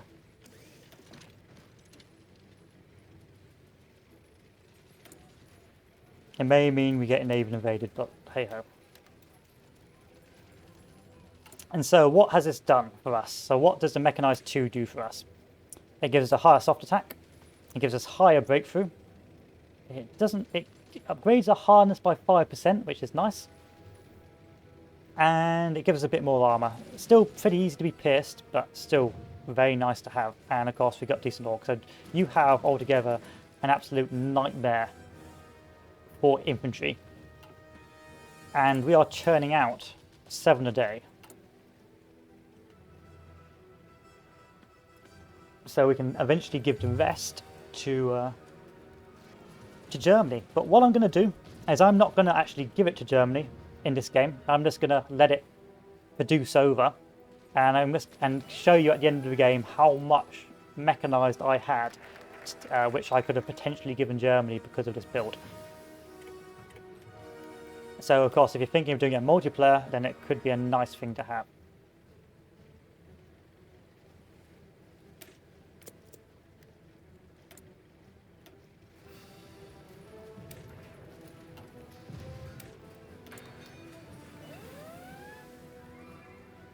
What to do next? I can do artillery. Oh god, I forgot to do that. And then we can not do this. We'll do extensive conscription next because that's not that bad. So let's beat up the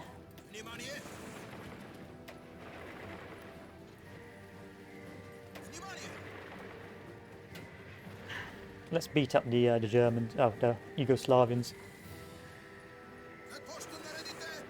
Again, there's nothing they can do against mechanized.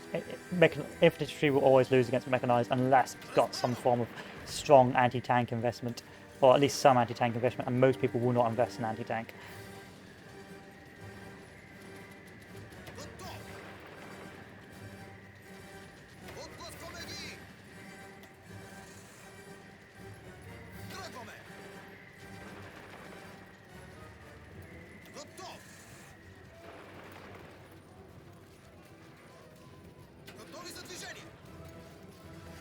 There we are. Finish this off.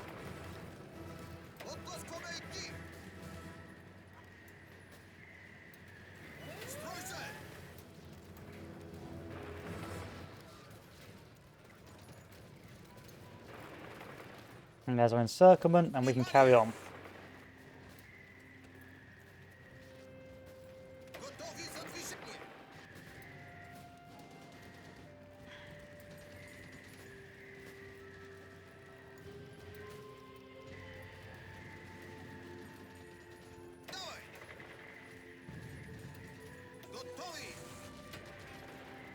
And there we are.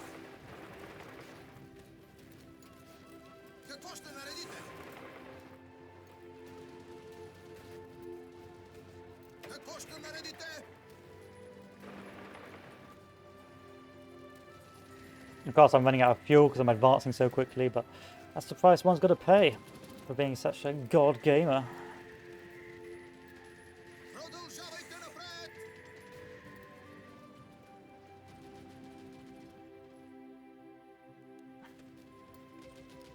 And we'll go to fast speed.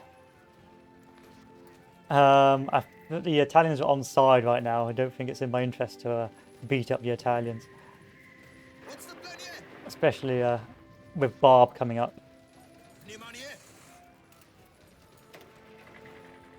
Okay, let's bring these guys back. Because I don't want to waste any more of my resources. There you are, job done. Unfortunately, I don't want that much territory. I'm going to give it to the Italians because I don't have enough manpower to garrison it all. So I'm going to give you this, this, this, this. Give you all of that. There you are. And then I'm going to go over here. Go to extensive conscription.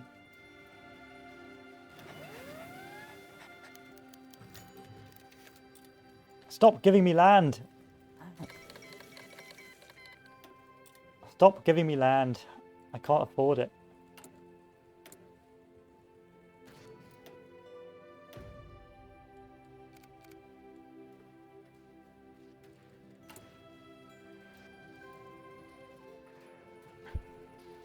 Yeah, Barb's coming.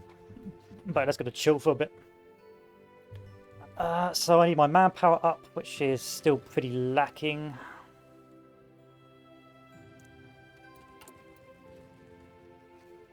And how many mechanized have we got on stockpile? 471, okay.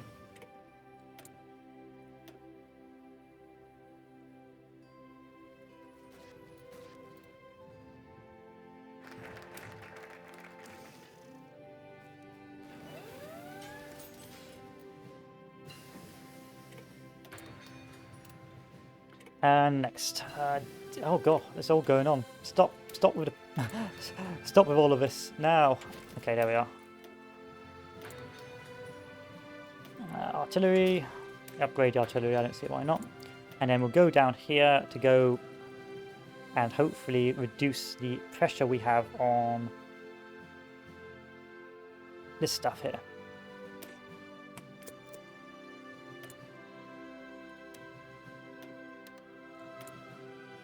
More mills, too many mills, that's the thing. Okay, let's see if I want to be the mechanized producer for Germany. Let's just put a vest in our mechanized to see how much we can produce for Germany by the end of the war.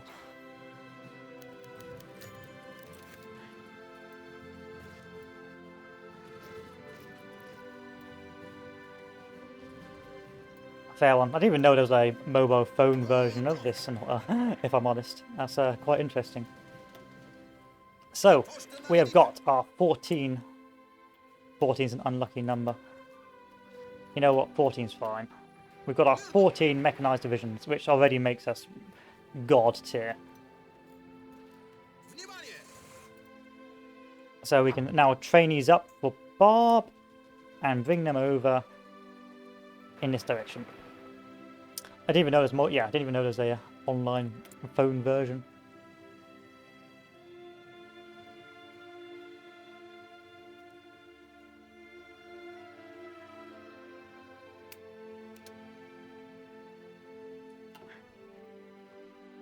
And now the rest we can go into production. So normally you can get about 15 of these divisions out, probably even more now that you're doing 30 whip rather than 40.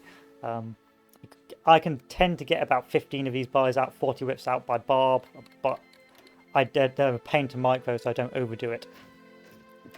So now I'm going to let these guys train up, get them up to the highest training I can get them, in preparation for Barbarossa. In the meantime, let's continue to go down our mechanized offensive. Take a look at our production again to see if we can... Oh, look at that, that is delicious. 1, 2.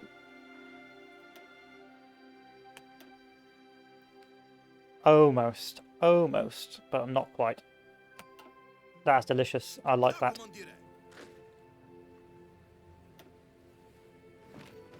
And let's see what else we can do. So if we keep on upgrading the production cost for this, it's going to take too long. So what I'm going to do is wait until I've got more non-military XP.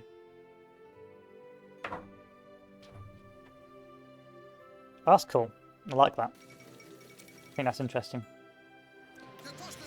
I think that's pretty cool. So here's a bit of a AI trap. The AI will put all its allies on here and basically starve you. So bear that in mind when you go to do Barb as Germany. You don't actually do any circumvents here because you will starve because of the ever-loving Romanians. Steal the fuel. Steal all the fuel. Upgrade the artillery. Keep going down artillery. And I think if we hard research this, we'll get some bonuses to our motorized rocket artillery. So we'll start going down here next. So I need to stop training because I'm about to Barb. It's not hard. It's actually very fun to play Bulgaria because there's not a lot of things you're required to do as the Bulgy boys. It's quite fun. You're given a lot of freedom to do as you like, and altogether it can be really entertaining. Yeah, give me 2 more convoys. So no, it's a pretty easy. It's just trying to optimize Bulgaria to be as impactful as possible.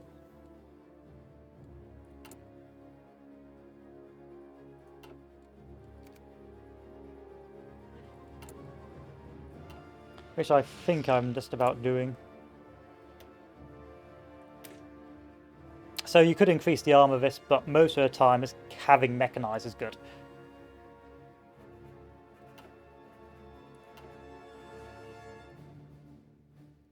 And I'm already starving because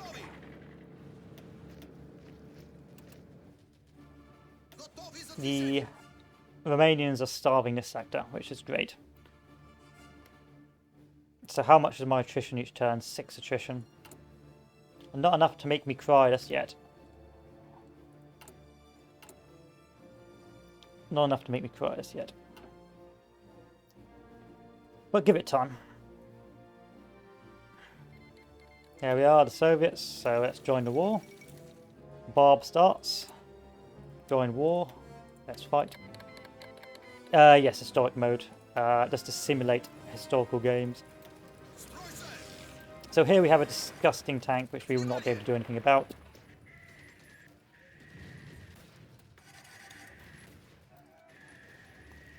But if we look at the infantry, we can do a lot about that infantry. So I'm going to go up this rail line. This is where we're going to start crushing the fatherland front, because it's going to start starving us.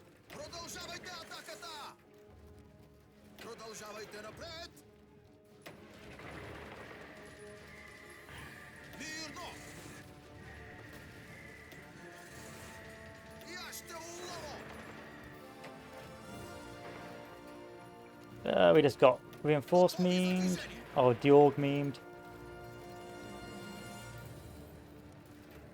I'm going to keep on advancing on this sector.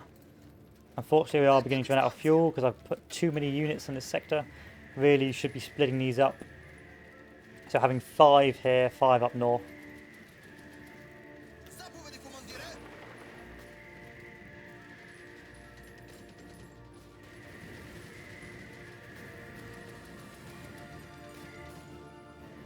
I need to stop for a bit. I'm going to take 5 of these off and redeploy them over here because they are taking too much supply.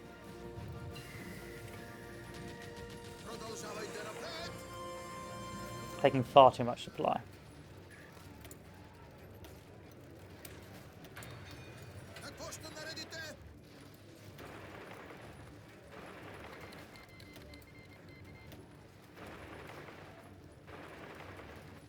Come on.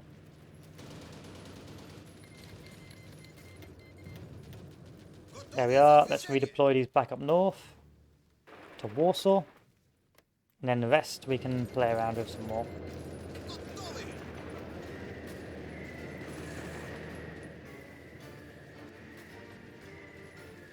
If we can, we'll try and buy some flexible organisation for extra speed. And see how this works out for us.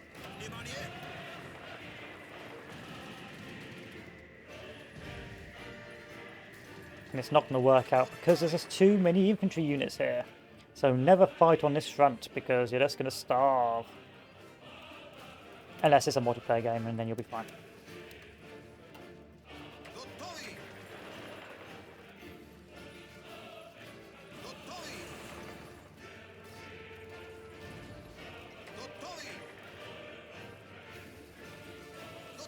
So these divisions are going to go and chill as D-Day defense.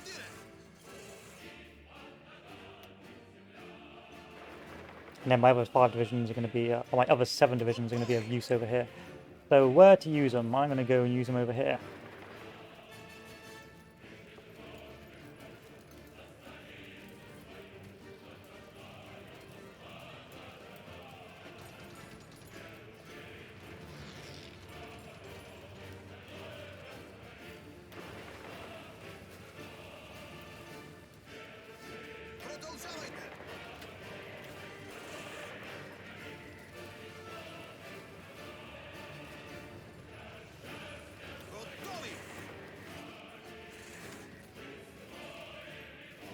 Now the battle begins.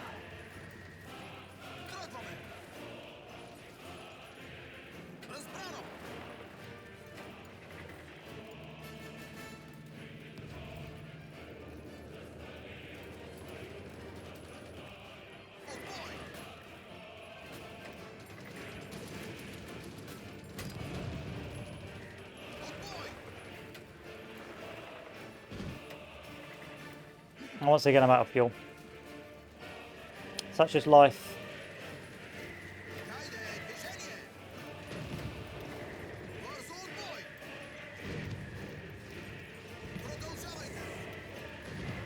Well, I'm out of fuel. Where's your supply coming from?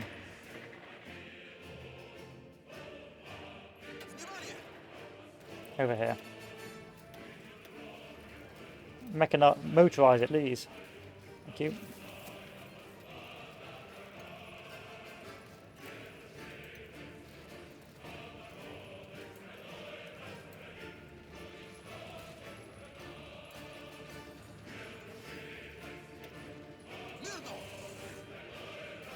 Might as well keep spreading where possible. Try and get those encirclements. Yeah, we're just trying to break the center now, but it's quite difficult to do with the new supply mechanic, especially with AI, because AI is just going to constantly get in the way.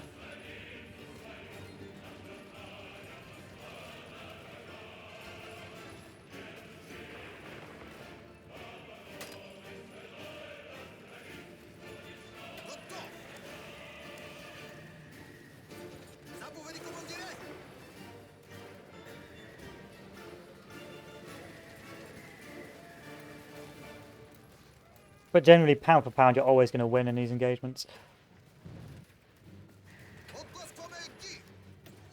So this is no supply, so this get pushed off the tile as soon as it... it's got no wall, so this will get pushed off the tile as soon as it needs to.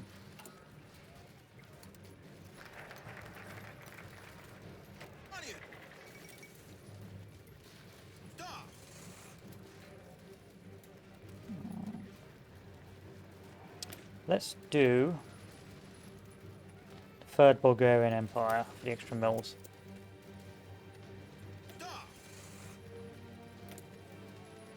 No rubber for me, which is a shame. Not in the world, but hey ho.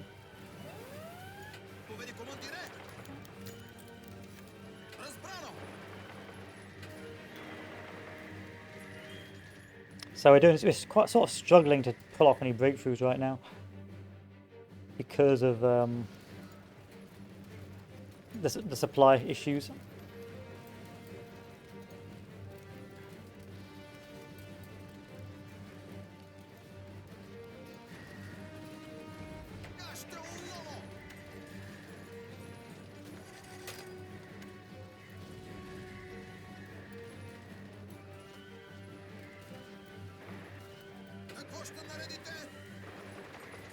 I got no org.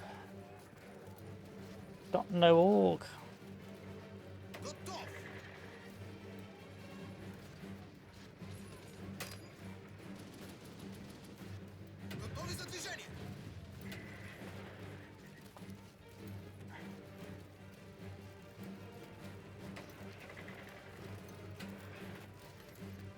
That's a juicy opening.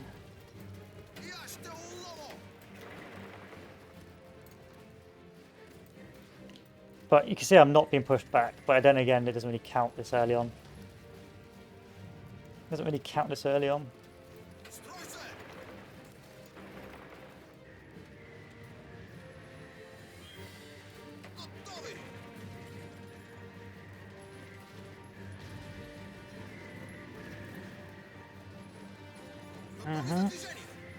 Back to having no supply.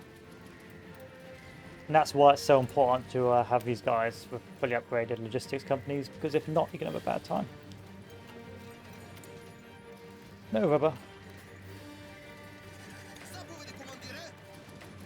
Every once in a while I get a burst of supply and that allows me to keep pushing, but it's very difficult to get encirclements that way.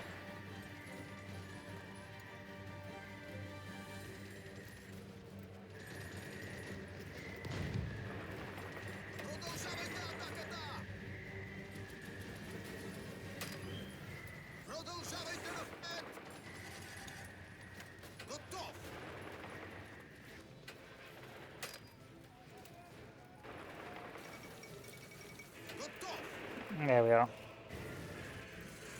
No, keep Kiev. Oh, you mother. There we are. Need that sweet, sweet Kiev.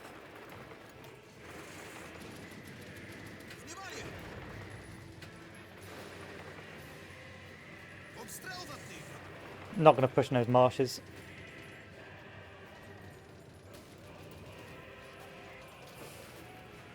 Well, when you are ready, go to motorized.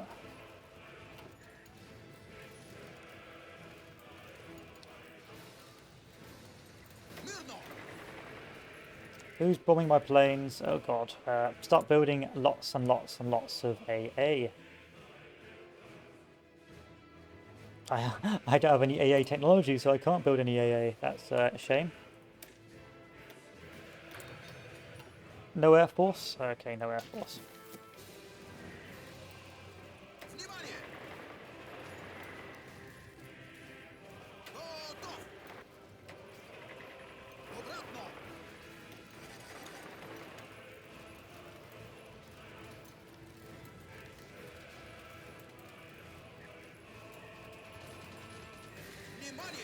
Let's keep pushing.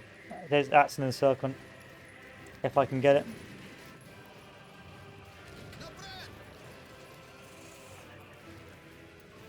Not Druzina. Yeah, it's an encirclement. I'm going to start pushing along this front.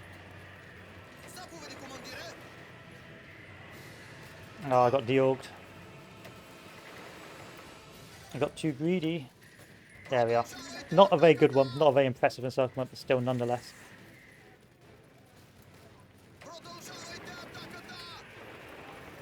And then that's put me into Romanian territory, which basically means starvation territory, so I'm not going near that again.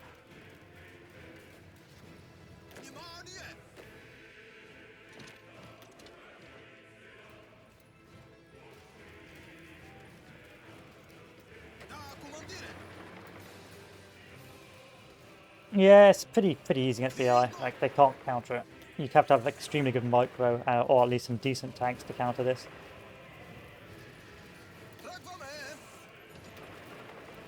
The only thing that can let me down is if my allies lose to D-Day landings.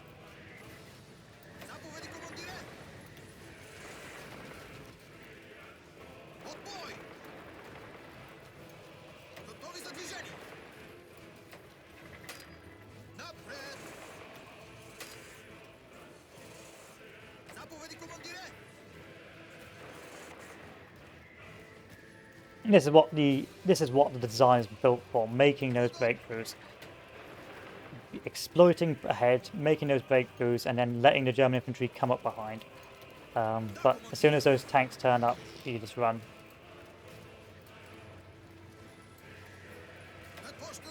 Let's go get Kharkov.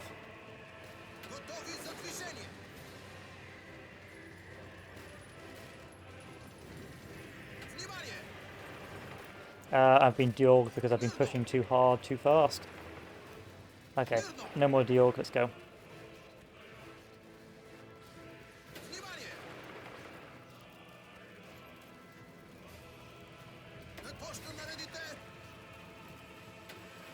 That's another deorg. Yeah. Yeah, they're extremely good builds. That's extremely good Division 4. Some people over-specialize. They make their tanks they make their units too effective, but then they can't afford to get many out, which is not very good. Whereas you just need to get the right amount to be effective enough. You don't want to be over-effective. You don't want like mouse tier or ridiculous soft attack. Just enough to push quickly and have as many units as possible. And this allows you to have lots of units without any of the hassle.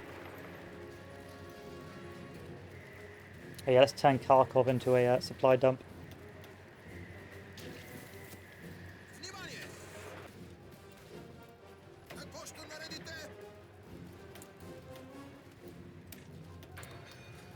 Come on, let me get that encirclement. I've earned this encirclement.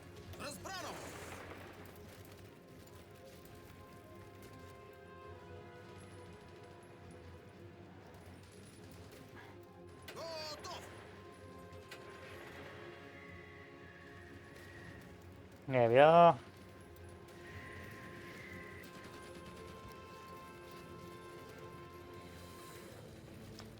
I deserve this.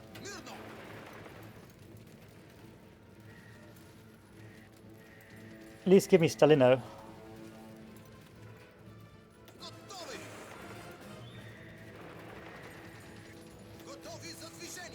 No, I'm going to lose this. I've been deorged too much. There we are. Settlements are hard to achieve now as well. As I found in the game, you've got to keep pushing more aggressively. New flag. Everyone enjoyed a new flag. I prefer the old encirclement or the old overrun symbol. The new overrun symbol is a bit pants. I can't see anything with the old new overrun symbol.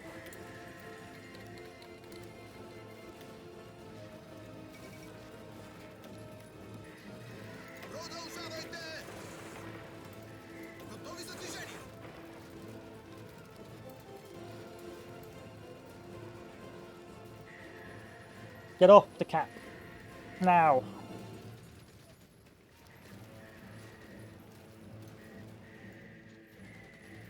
Okay, we're done. It's time to retreat. Because we are once again in low supply land.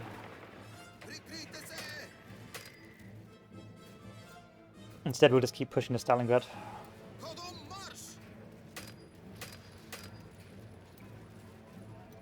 In the meantime, we've got 77 arm XP.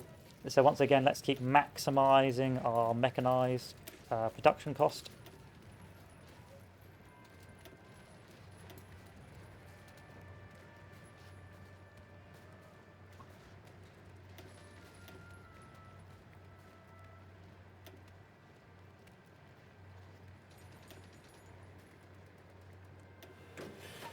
And let's put this up in terms of priority. Sadly, there's not a lot of rubber, but that is what it is. You can't do much about it.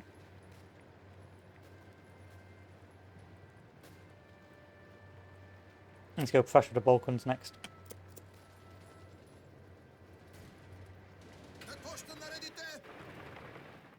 And let's bring these back to reserves at Kursk. Back over here, while we're waiting in reserves, let me move these guys about. Very potent to have mechanised on ports. The only way you're going to get around pushing mechanised off ports, especially mechanised rocket artillery, is anti-tank. You need at least attached anti-tank to your marines. Otherwise, no one's getting those ports. No one.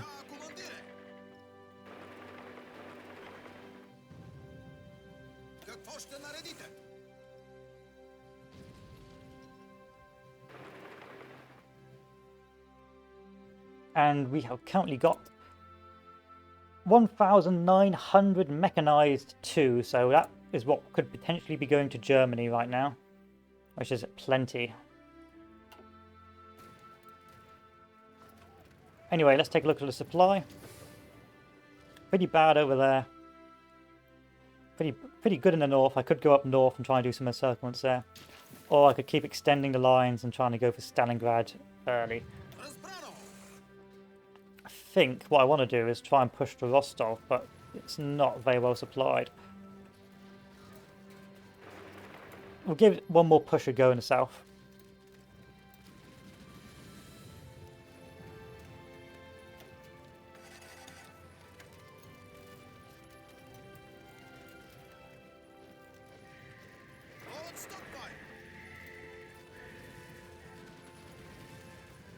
Hopefully we've got enough fuel, which I think we do.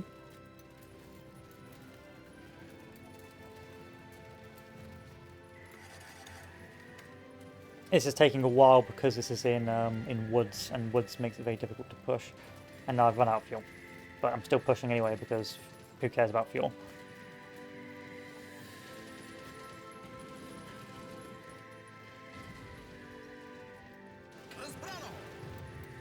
So there's absolutely no point pushing here because I'm not going to get any fuel to push at an acceptable level.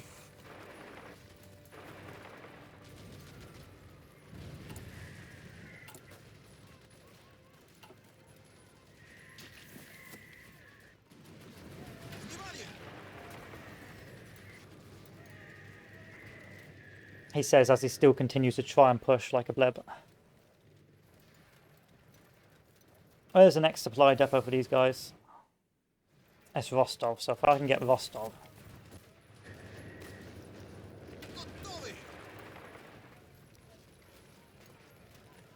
Let's go to 4 speed, this is going to take some time.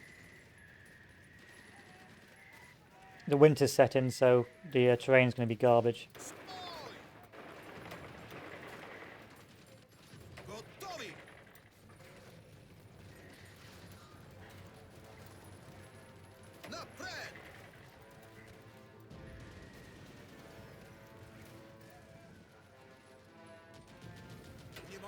Because I'm pushing through woods, I'm also limited as well.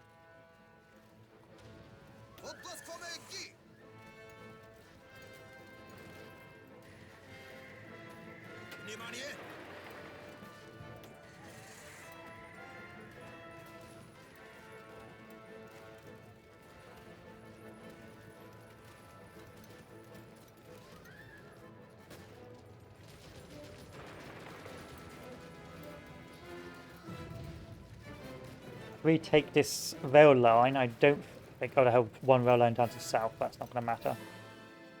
Yeah, it's not going to matter. It's going to be quite a low rail line, so we should be able to keep on pushing.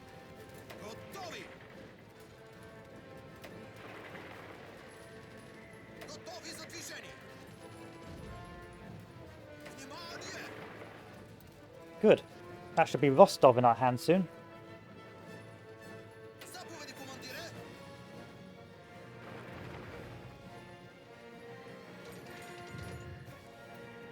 You can see the change in stats as soon as I get any fuel. It's like, oh, I can suddenly do a load of damage and delete these units.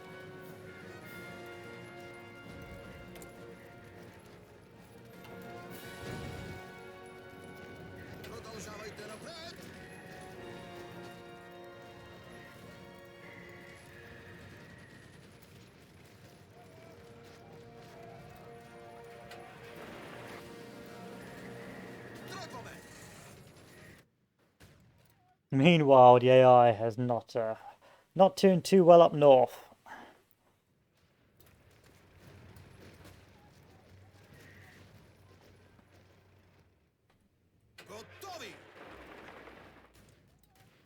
Alright, I've done my job here. It's time to go up north and salvage the AI up north and give them some hope. I don't think they've pushed out Poland proper yet. That's pretty bruh.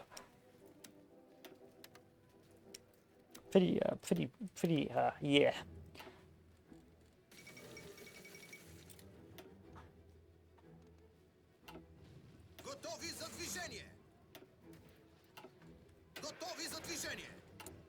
In the meantime, what can we do here?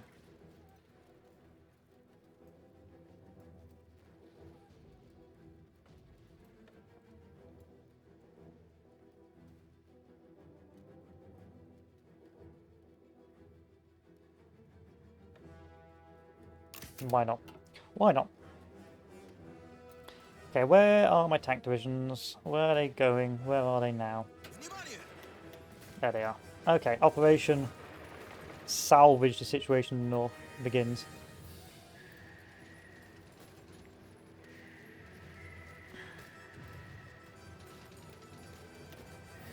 This is lazy micro, don't snake like I'm doing.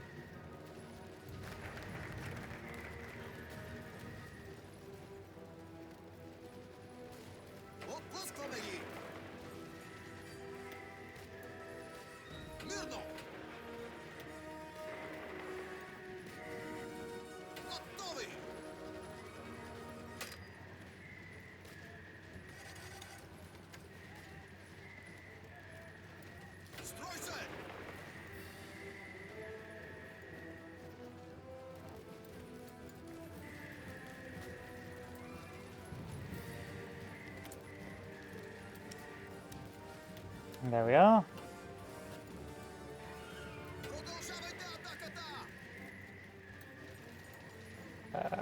I could try and 5-speed this, but I'd end up under microing and dying.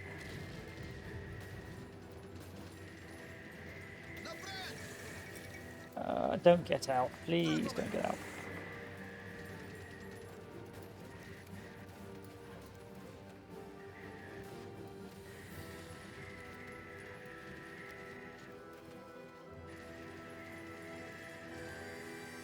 Oh, they got out.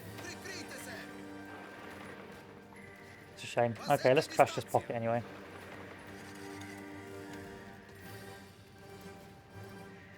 There we are.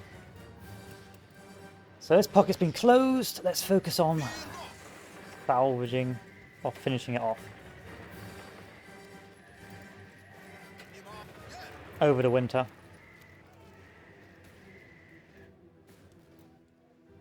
Yeah, the AI has done well in the south. In the north, it's not done very well. But then again, that's because I've been in the south, so.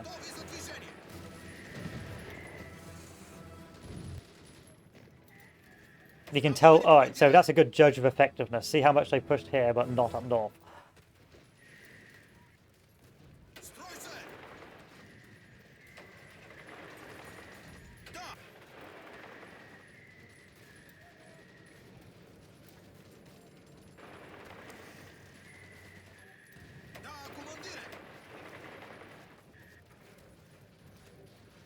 Nice little marker for encirclements. So once again, the infantry's blob has been well and truly smashed. We've got in our reserves 2.7k mechanized we could be giving to the Germans if we wanted to in a multiplayer game. And we are further improving our designs as we speak.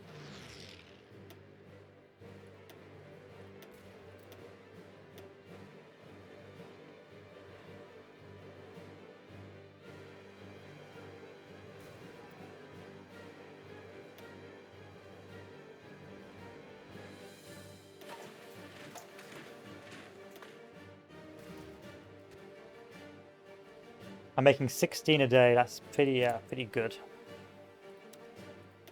Altogether, that's a pretty potent build. And then the next on the list, I suppose I could go down defensive lines. I don't see why not. Why not this stage?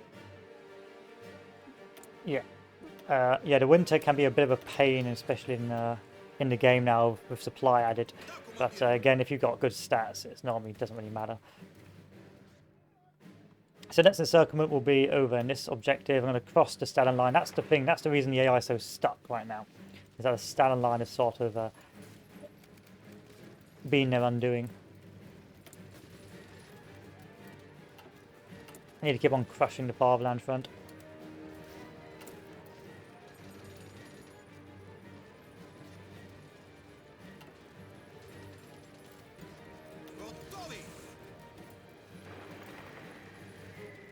Not the best terrain for motorised, but what are you going to do about it?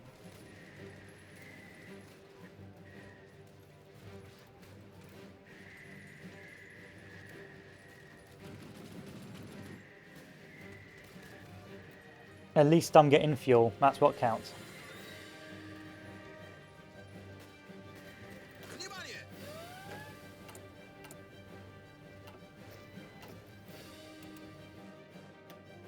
So here's our naval invasion of Western France. They're trying to land on the ports. They can't because of the mechanized rocket artillery. It's just not going to happen. So effectively, if you want to be an aid in your D-Day defense, put a couple of mechanized rocket artillery on the ports, and unless they're bringing anti-tank, no one is landing. But then again, it is AI naval invasion, so bear that in mind.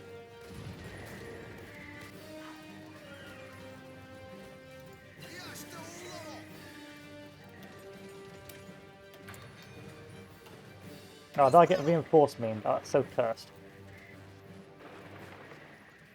Let me split my units up. Let's actually play this properly and actually try and cross this. So, what we need to do is we need to go free speed. All together. 1, 2, forced attack. And then sit back and wait.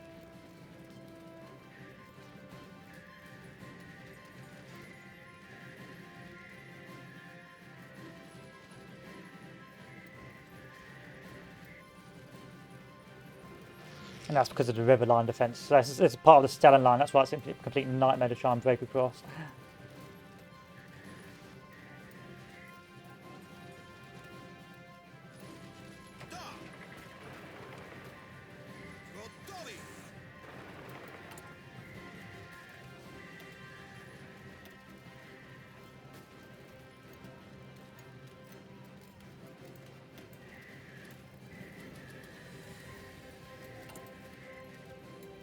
Also, it's winter, so you've got to bear that in mind as well.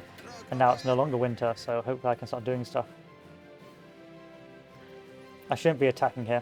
I'm going to relocate.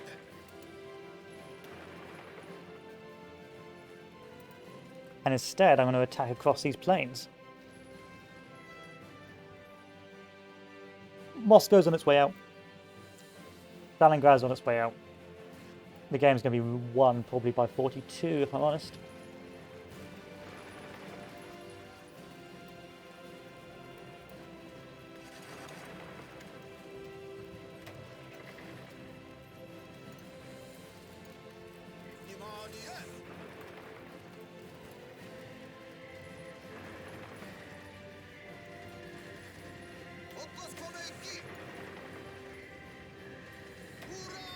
Okay, try and cross.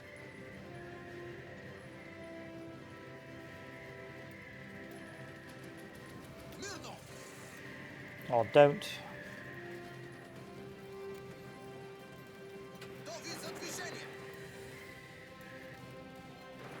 Do some pinning.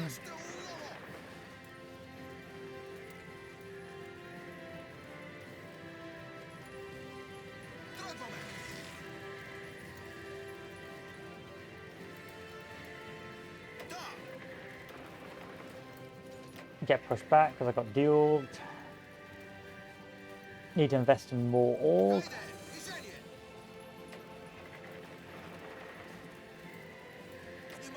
I've also run out of fuel, which is wonderful. So once again, this isn't getting me nowhere. Let's take a look at supply. Where's the nearest supply hub?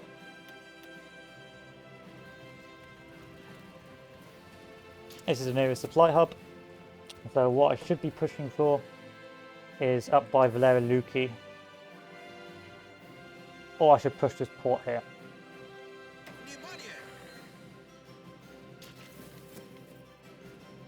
Oh, I could push Moscow.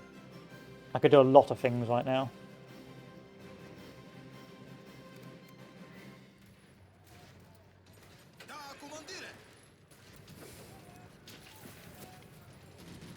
I'm going to push these guys back, and we're going to try and do a more open approach.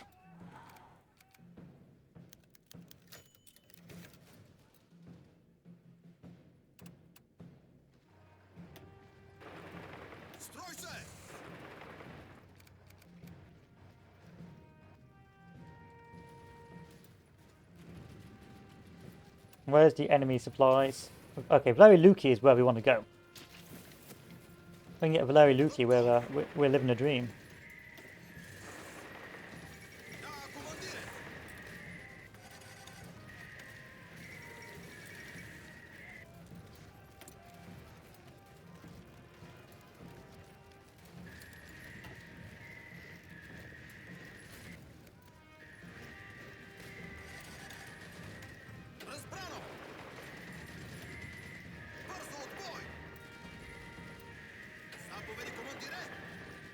To try and pivot on the flank.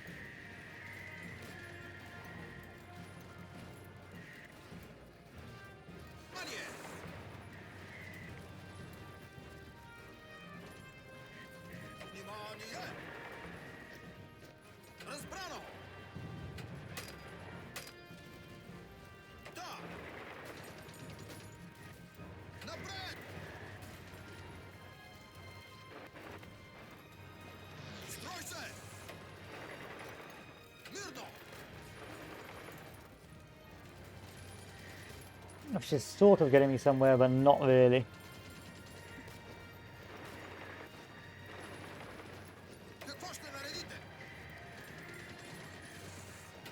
I want to stop. I'm going to stop.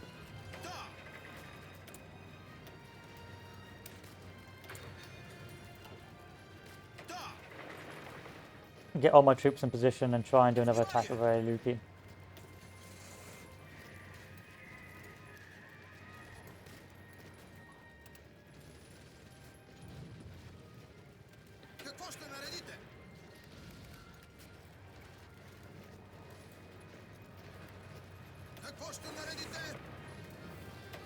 There we are, that's the ticket. Get the AA off it. There we are. Job done. With that done, keep the supply lines open, and that leaves me a nice stepping off point to hopefully go for Psychov next.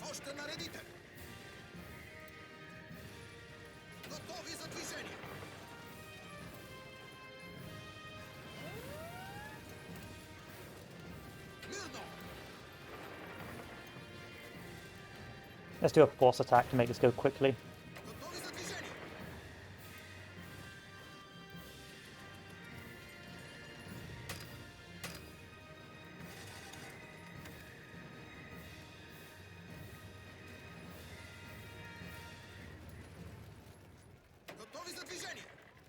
It's alright, we've got a supply hub. Until we get out of that supply hub's range, it's going to be easy. It's going to be easy living until then.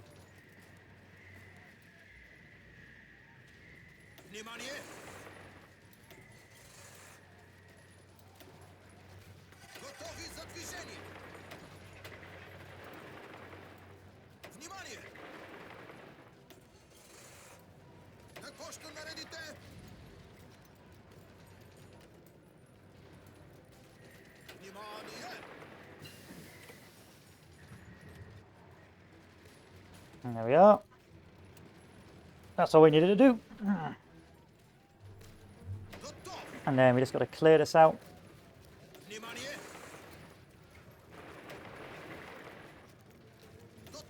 It says just about almost getting encircled.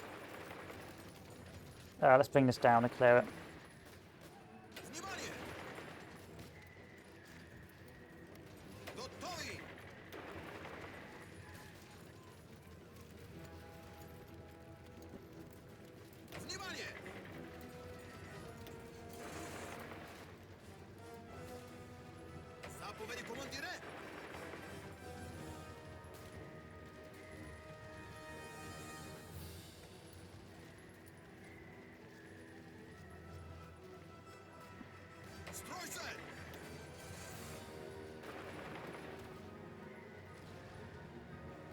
Nice.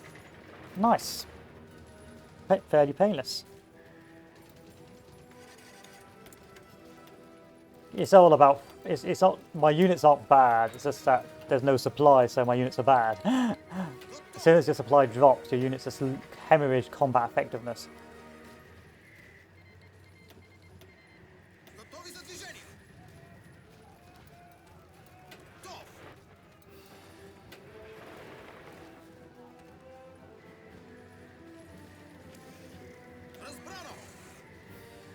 I'm not worried about encirclement.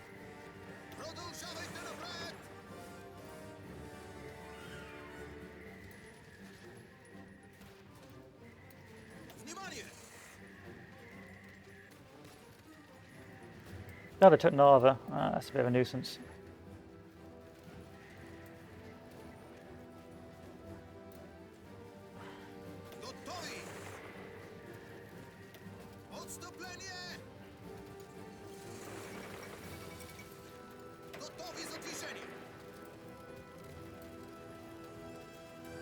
How is Riga still going?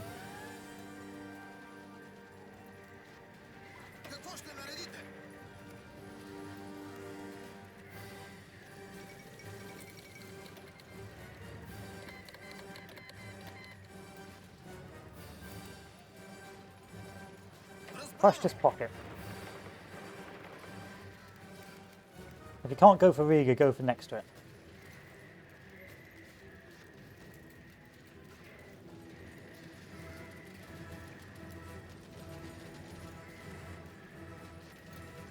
There we are, that's what we needed.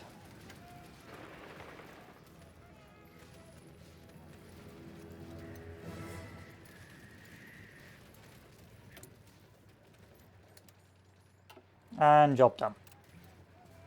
So, what that was effectively, I didn't have enough supply, so I needed to take the nearby supply hub for Larry Luki. Then I could punch through, get the next port, which gave me more supply, then close down the rest of this pocket. Which effectively collapsed that front and made me a happy boy. What to do next on the list? Let's do Bound and Brannick.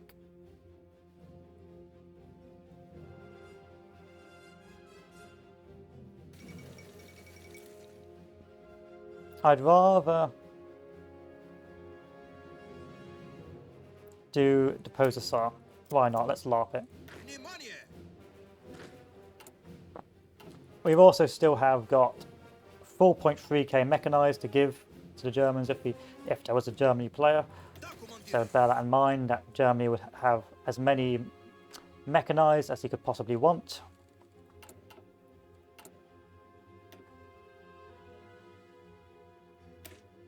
Give him an extra production cost, increase that reliability.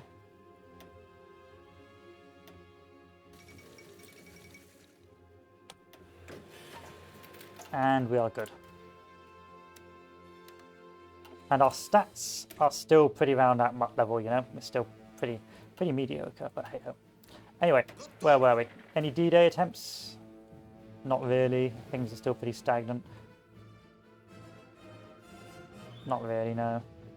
Of course not. You can't D-Day against mechanized unless you've got anti-tank. We could move to Leningrad now. We could do a big boy encirclement at Stalingrad. Where's the nearest supply depot? It is there. So if we move our troops here.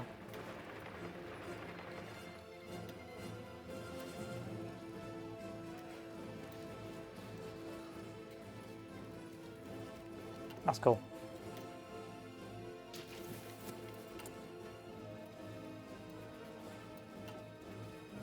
And carry on, we should be fine.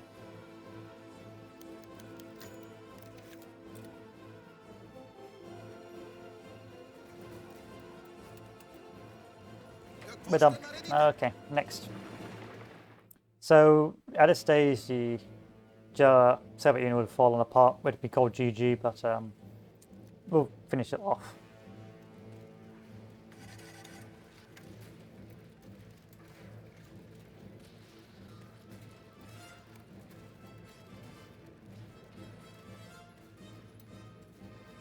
You know what? I can let the AI take the wheel on this.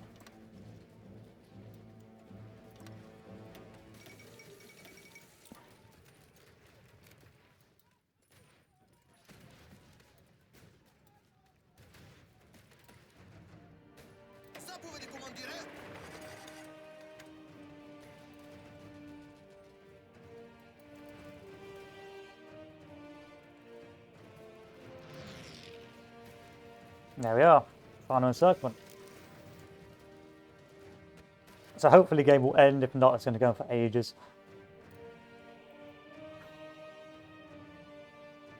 Let's delete this and then assign it to this.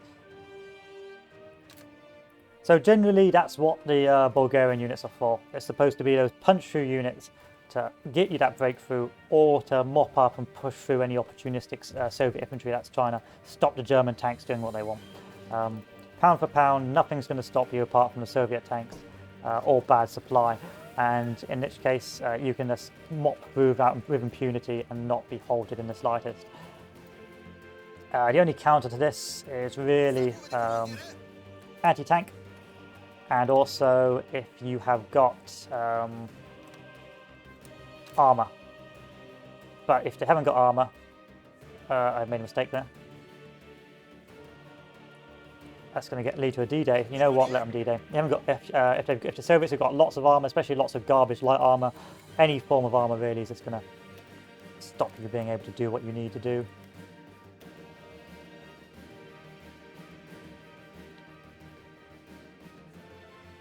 Anyway, the Germans will be bringing their troops over for anti-D-Day, and we can now finish this off with the taking of Baku, which should fulfill Germany's air supply.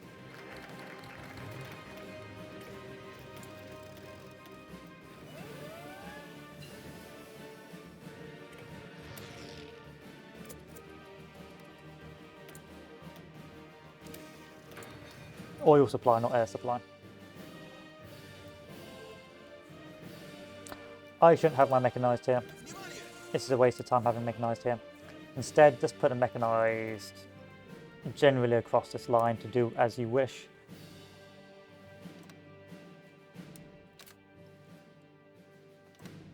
What happened to my field marshal? Oh, he got deposed, so that's why you don't do depose the Tsar. There you go. We all learned something here.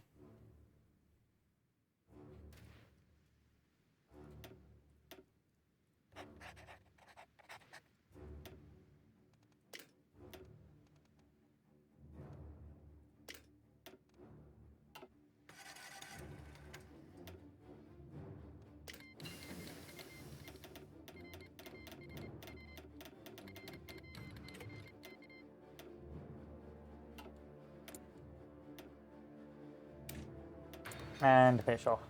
Give the order, let the AI do its thing, and hopefully it just should result in the collapse of the Soviet Union. So let's take a look at the losses. Bulgaria's lost 107,000 men. Soviet Union has lost 3.62. Germany has lost 2.6. So it's pretty even. So the war was still up in the air. It was mostly the extra help, I suspect, of my own units that did it. In terms of losses and combat, 6,800, 26,000 Soviets, which is probably more if I'm honest, but because I've created a new front, this has been added up.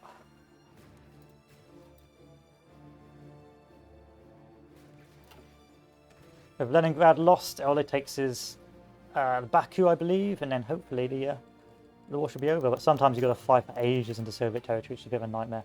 So the question is, do we want to bother fighting on to the end?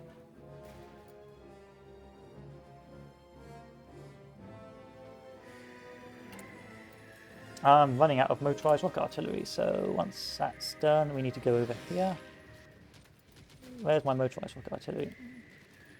In fact, we're running out of a lot of things.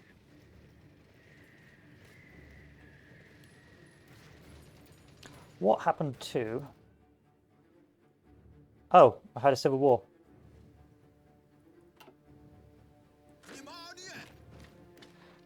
The more you know. And that's where all my... that's where all my... all my stuff went.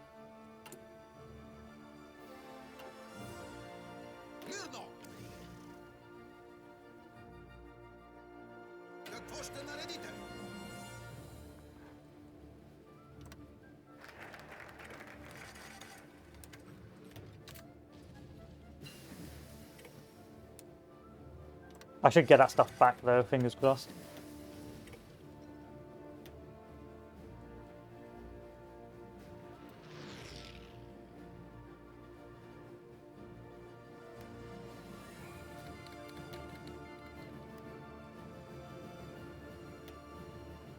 Not really, no. Oh, I still had 4.4k. Okay, we're good. What about my motorized rocket artillery? Yeah, I'm starting to lose that.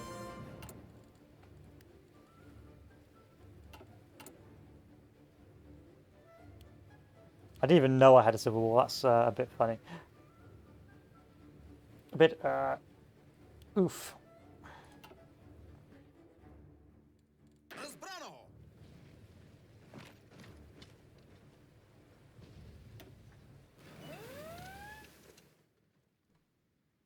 Are you gonna D-Day? You're gonna try.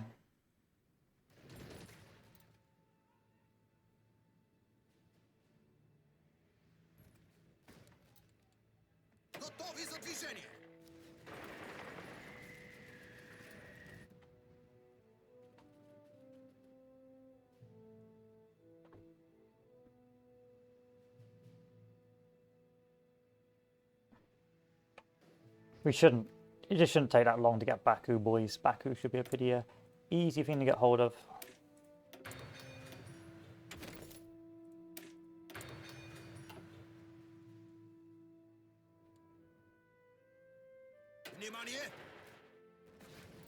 Did they land? Good, they didn't land. I'd be a bit upset if they did.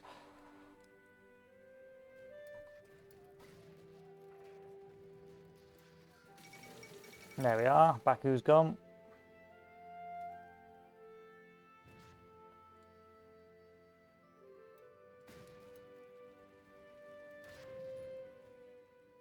Now we wait until the impending doom of the Soviets. How long has the Soviets got to collapse?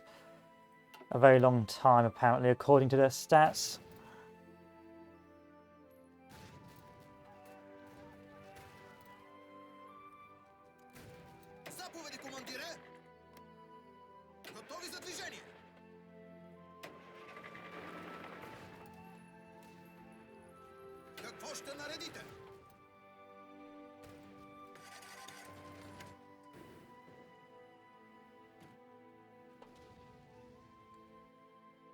Where's the capture points now? They shouldn't even have a supply line, if I'm honest, but hey ho.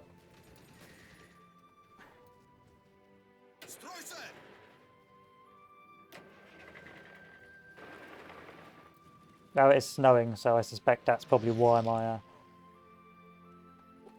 units are moving so painfully slowly.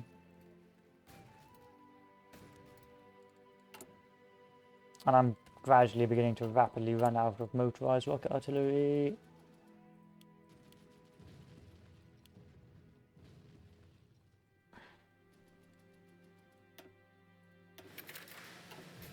Oh well.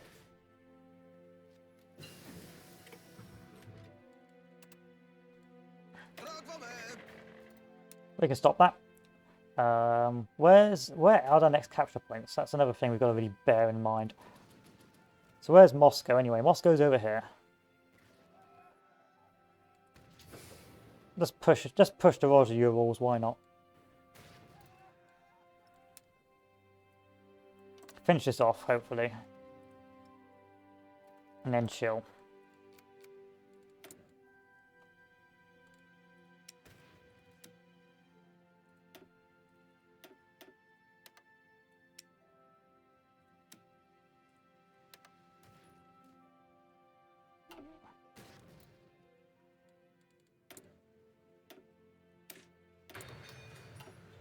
I like how we're still fighting in North Africa, that's still pretty funny. Anyway, this will take some time. It's just a mop up now. I really should bring my mechanized over here now just to hold out. Just in case the AI does potato it. Which I think they're going to do.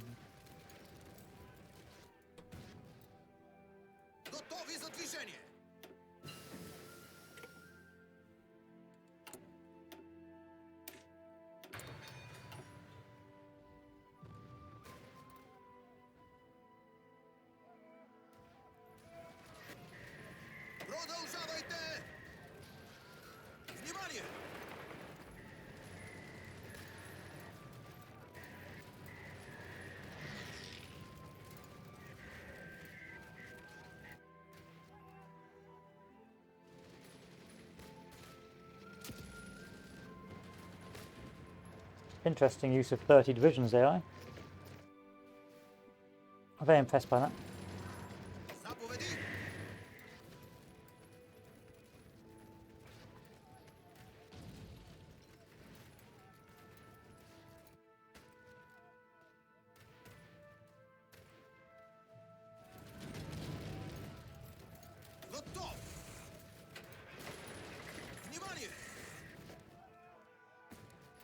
Let's halt it there.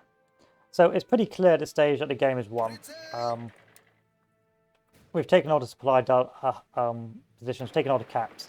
All that's required now, honestly, is that's gradually pushing and taking the last capture points. The Moscow or the Soviet war machine is pretty much gone. Its supply lines are gone as well. I think its supplies are now coming from Volgograd, so it's like one railway hub. And so I could keep playing to the end and just gradually grinding through the last of the Soviets, even though the war is, for all intents and purposes, over. Or I could just put guys on garrison there. But you've got the general idea. These units are really good at punching through, killing the Soviet infantry, and generally causing a lot of damage. Their weakness is, of course, supply and lack of fuel, and so they've got to be operating near or punching to supply hubs. Otherwise, they're going to struggle to make much progress, or they're going to be aiming for limited encirclements. You can see that you can get a load of soft attack eventually by the end of it. You get a load of ore, so you can stay in the fight longer, and you've got some pretty good. Oh, you've got some basic armor, and you've got some pretty good breakthrough. Equally, with focusing on mass production, you can mass produce tons and tons and tons of mechanized, meaning that by the end of the war, I had 4.1k mechanized divisions. Now, in a multiplayer game, that means I could give that 4,000 mechanized divisions to Germany, meaning that they can have a mechanized arm or mechanized heavy tank force or a mechanized tank force for Barbarossa. And I can just keep feeding that through to Germany, just keep on giving them mechanized until eventually you probably start making mechanized infantry. Like, how many divisions does this take to make a mechanized? How much mechanized does this take? 240, so I can make 240. let's round up to 250. 250, 500, 4, 8, 9, 4, 8, 255, so that's 4, 8, 9, 12 divisions from that. So 12 divisions of this build. So bearing in mind, normally it'll be a load of tanks with like 4 mechanized in a late game German tanks. So that's almost 12 mechanized divisions a Germany guy could throw out, well, mechanized armor, and that's a point to point. So the benefits of this build is it's really powerful. It's good synergy with tanks, and it's good synergy against the infantry. It's very useful for Germany to have that on side, and it's also a great way to feed the German war machine. In short, it's an extremely effective tool, and really the only limitations to it is its vulnerability to armor, which will be countered by German armor, and its vulnerability to lack of supply and fuel. Anyway, I think I'm going to go for smoke. I'm going to end the Hearts of Iron 4 stream here. I don't know if I'll be back to do any more Hope 4 today. I may just have a chill day now, and may play some easy red offline, but tomorrow will be some more grand attack. Anyway, that was the Bulgaria motorized rocket artillery build, or mechanized rocket artillery build. I hope you like it. Here are the researches. Here's the division template again. Here's the doctrine, and so focusing on blitz, going for flexible org for the speed and get rid of that org loss. Hello Raz, but I think you're coming to the end, unfortunately. We're just wrapping up in terms of the build. Here are the different commanders. What I will say is probably don't go for depose the Tsar, because this starts a civil war, so you don't want to do that. But even then, I didn't even pay any attention to it.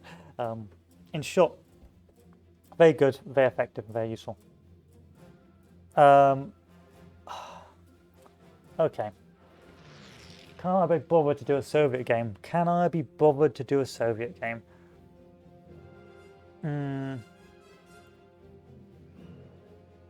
You know what? I'm gonna go for a smoke. I'll have a drink. Have a little drink. I'll go for a smoke,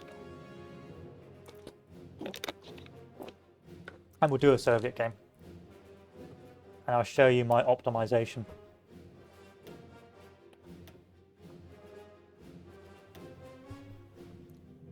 So I need to change the settings of the stream now, don't I? Although Soviet's boring, but I'll do it anyway. I'll do it anyway. God, I hate the Soviets. Well, Soviets are fun in multiplayer, boring in single player because the meta is so painfully easy against AI. Okay. Let's do some Soviets.